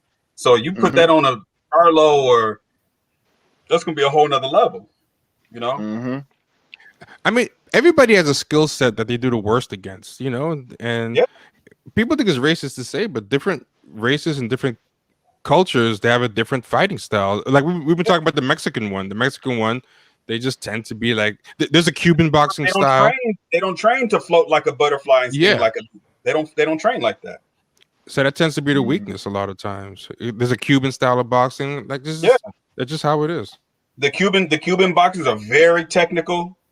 You know what I mean? The Cuban boxers have power. They don't quit. They have a lot of technical skill that's like the black boxer, but a lot like the really technical, just really high IQ, really technical boxing. They don't make mistakes. I forgot the name. You knock them out, but they don't make those mistakes. I forgot the name of the guy. I'm drawing a blank. But the one that no, they'll never fight. The one that Wilder fought before Fury, right before Fury. What's Luis Ortiz. Luis Ortiz. That guy's a textbook Cuban style. That guy's a real high boxing IQ. Absolutely, yeah. He's probably the best pure boxer in that division because of the Cuban skills. Noel Leon. I could tell you this right now: if Crawford fight Canelo, he'll give Canelo problems because he would get knocked out. He would get hurt. He's too fast. He can move around. If Canelo caught him, then but Crawford will outbox him all night if they fall. Yeah, he'll outbox him, but he's at 147. Canelo's at 168. Like that's a 20-pound difference. 20. Yeah, that's the only difference. That's the only difference. If Canelo caught him, it's done. But if he don't and straight boxing, Crawford will outbox him. Well, the reason why the Cuban boxers are only good in the Olympics because they're not allowed to come over to the States and fight. So because they live in Cuba, they're from Cuba, they can't get over until they're way late into their career. So Rigondeaux and Luis Ortiz, they didn't get over here till they were in their 30s. Gamboa? Ain't Gamboa Cuban? Who? Gamboa. Oh, Gamboa, yeah. Gamboa's Cuban. Yeah. Yeah, they missed their prime years. Yeah. Miguel 24, the quiety makes like the funniest comments, man. I don't know if you've been seeing his comments. He's just making I don't know if you've been seeing his comments like this whole time, man. You just be dropping like little gems. That's what my boy Desmond says all the time. He's like, "Oh yeah, they're just gonna hook each other to death." What they're gonna do? They're gonna hook each other to death. No. Crawford will never make 168. Never. No, he won't. He won't. No. The farthest he'll probably go was 154, and he's pushing it then. That'll be pushing it. Yeah, he'll never get to 168 ever. That's why we said Errol Spence. He's a big welterweight already, so you can project him possibly being a middleweight or whatever. Yeah. But Canelo would have to move down to fight him because I don't think Canelo's not going to call him. He's not going to call him. No. All right. No, Canelo's never been at welterweight. I got to knock out. All right. Nice talking to you. Take care, Rita. You guys too. Oop, I'm clicking the wrong thing. Hold up. The Canelo diet. Yeah, if he was on steroids. There's no it's too hard. I'm actually getting tired too because I'm on a different time zone. But I mean, if y'all want to keep talking, it's up to you. Yeah. Well, I mean, we've been on for 2 hours and 39 minutes. I mean, we can call it a night. Yeah, I think it's good. We'll be back. Good fights coming up. Gervonta Tank Davis in June, I believe. June 5th, I think. Well, you got the Mayweather Paul fight coming. That'd be good for a laugh. Yeah.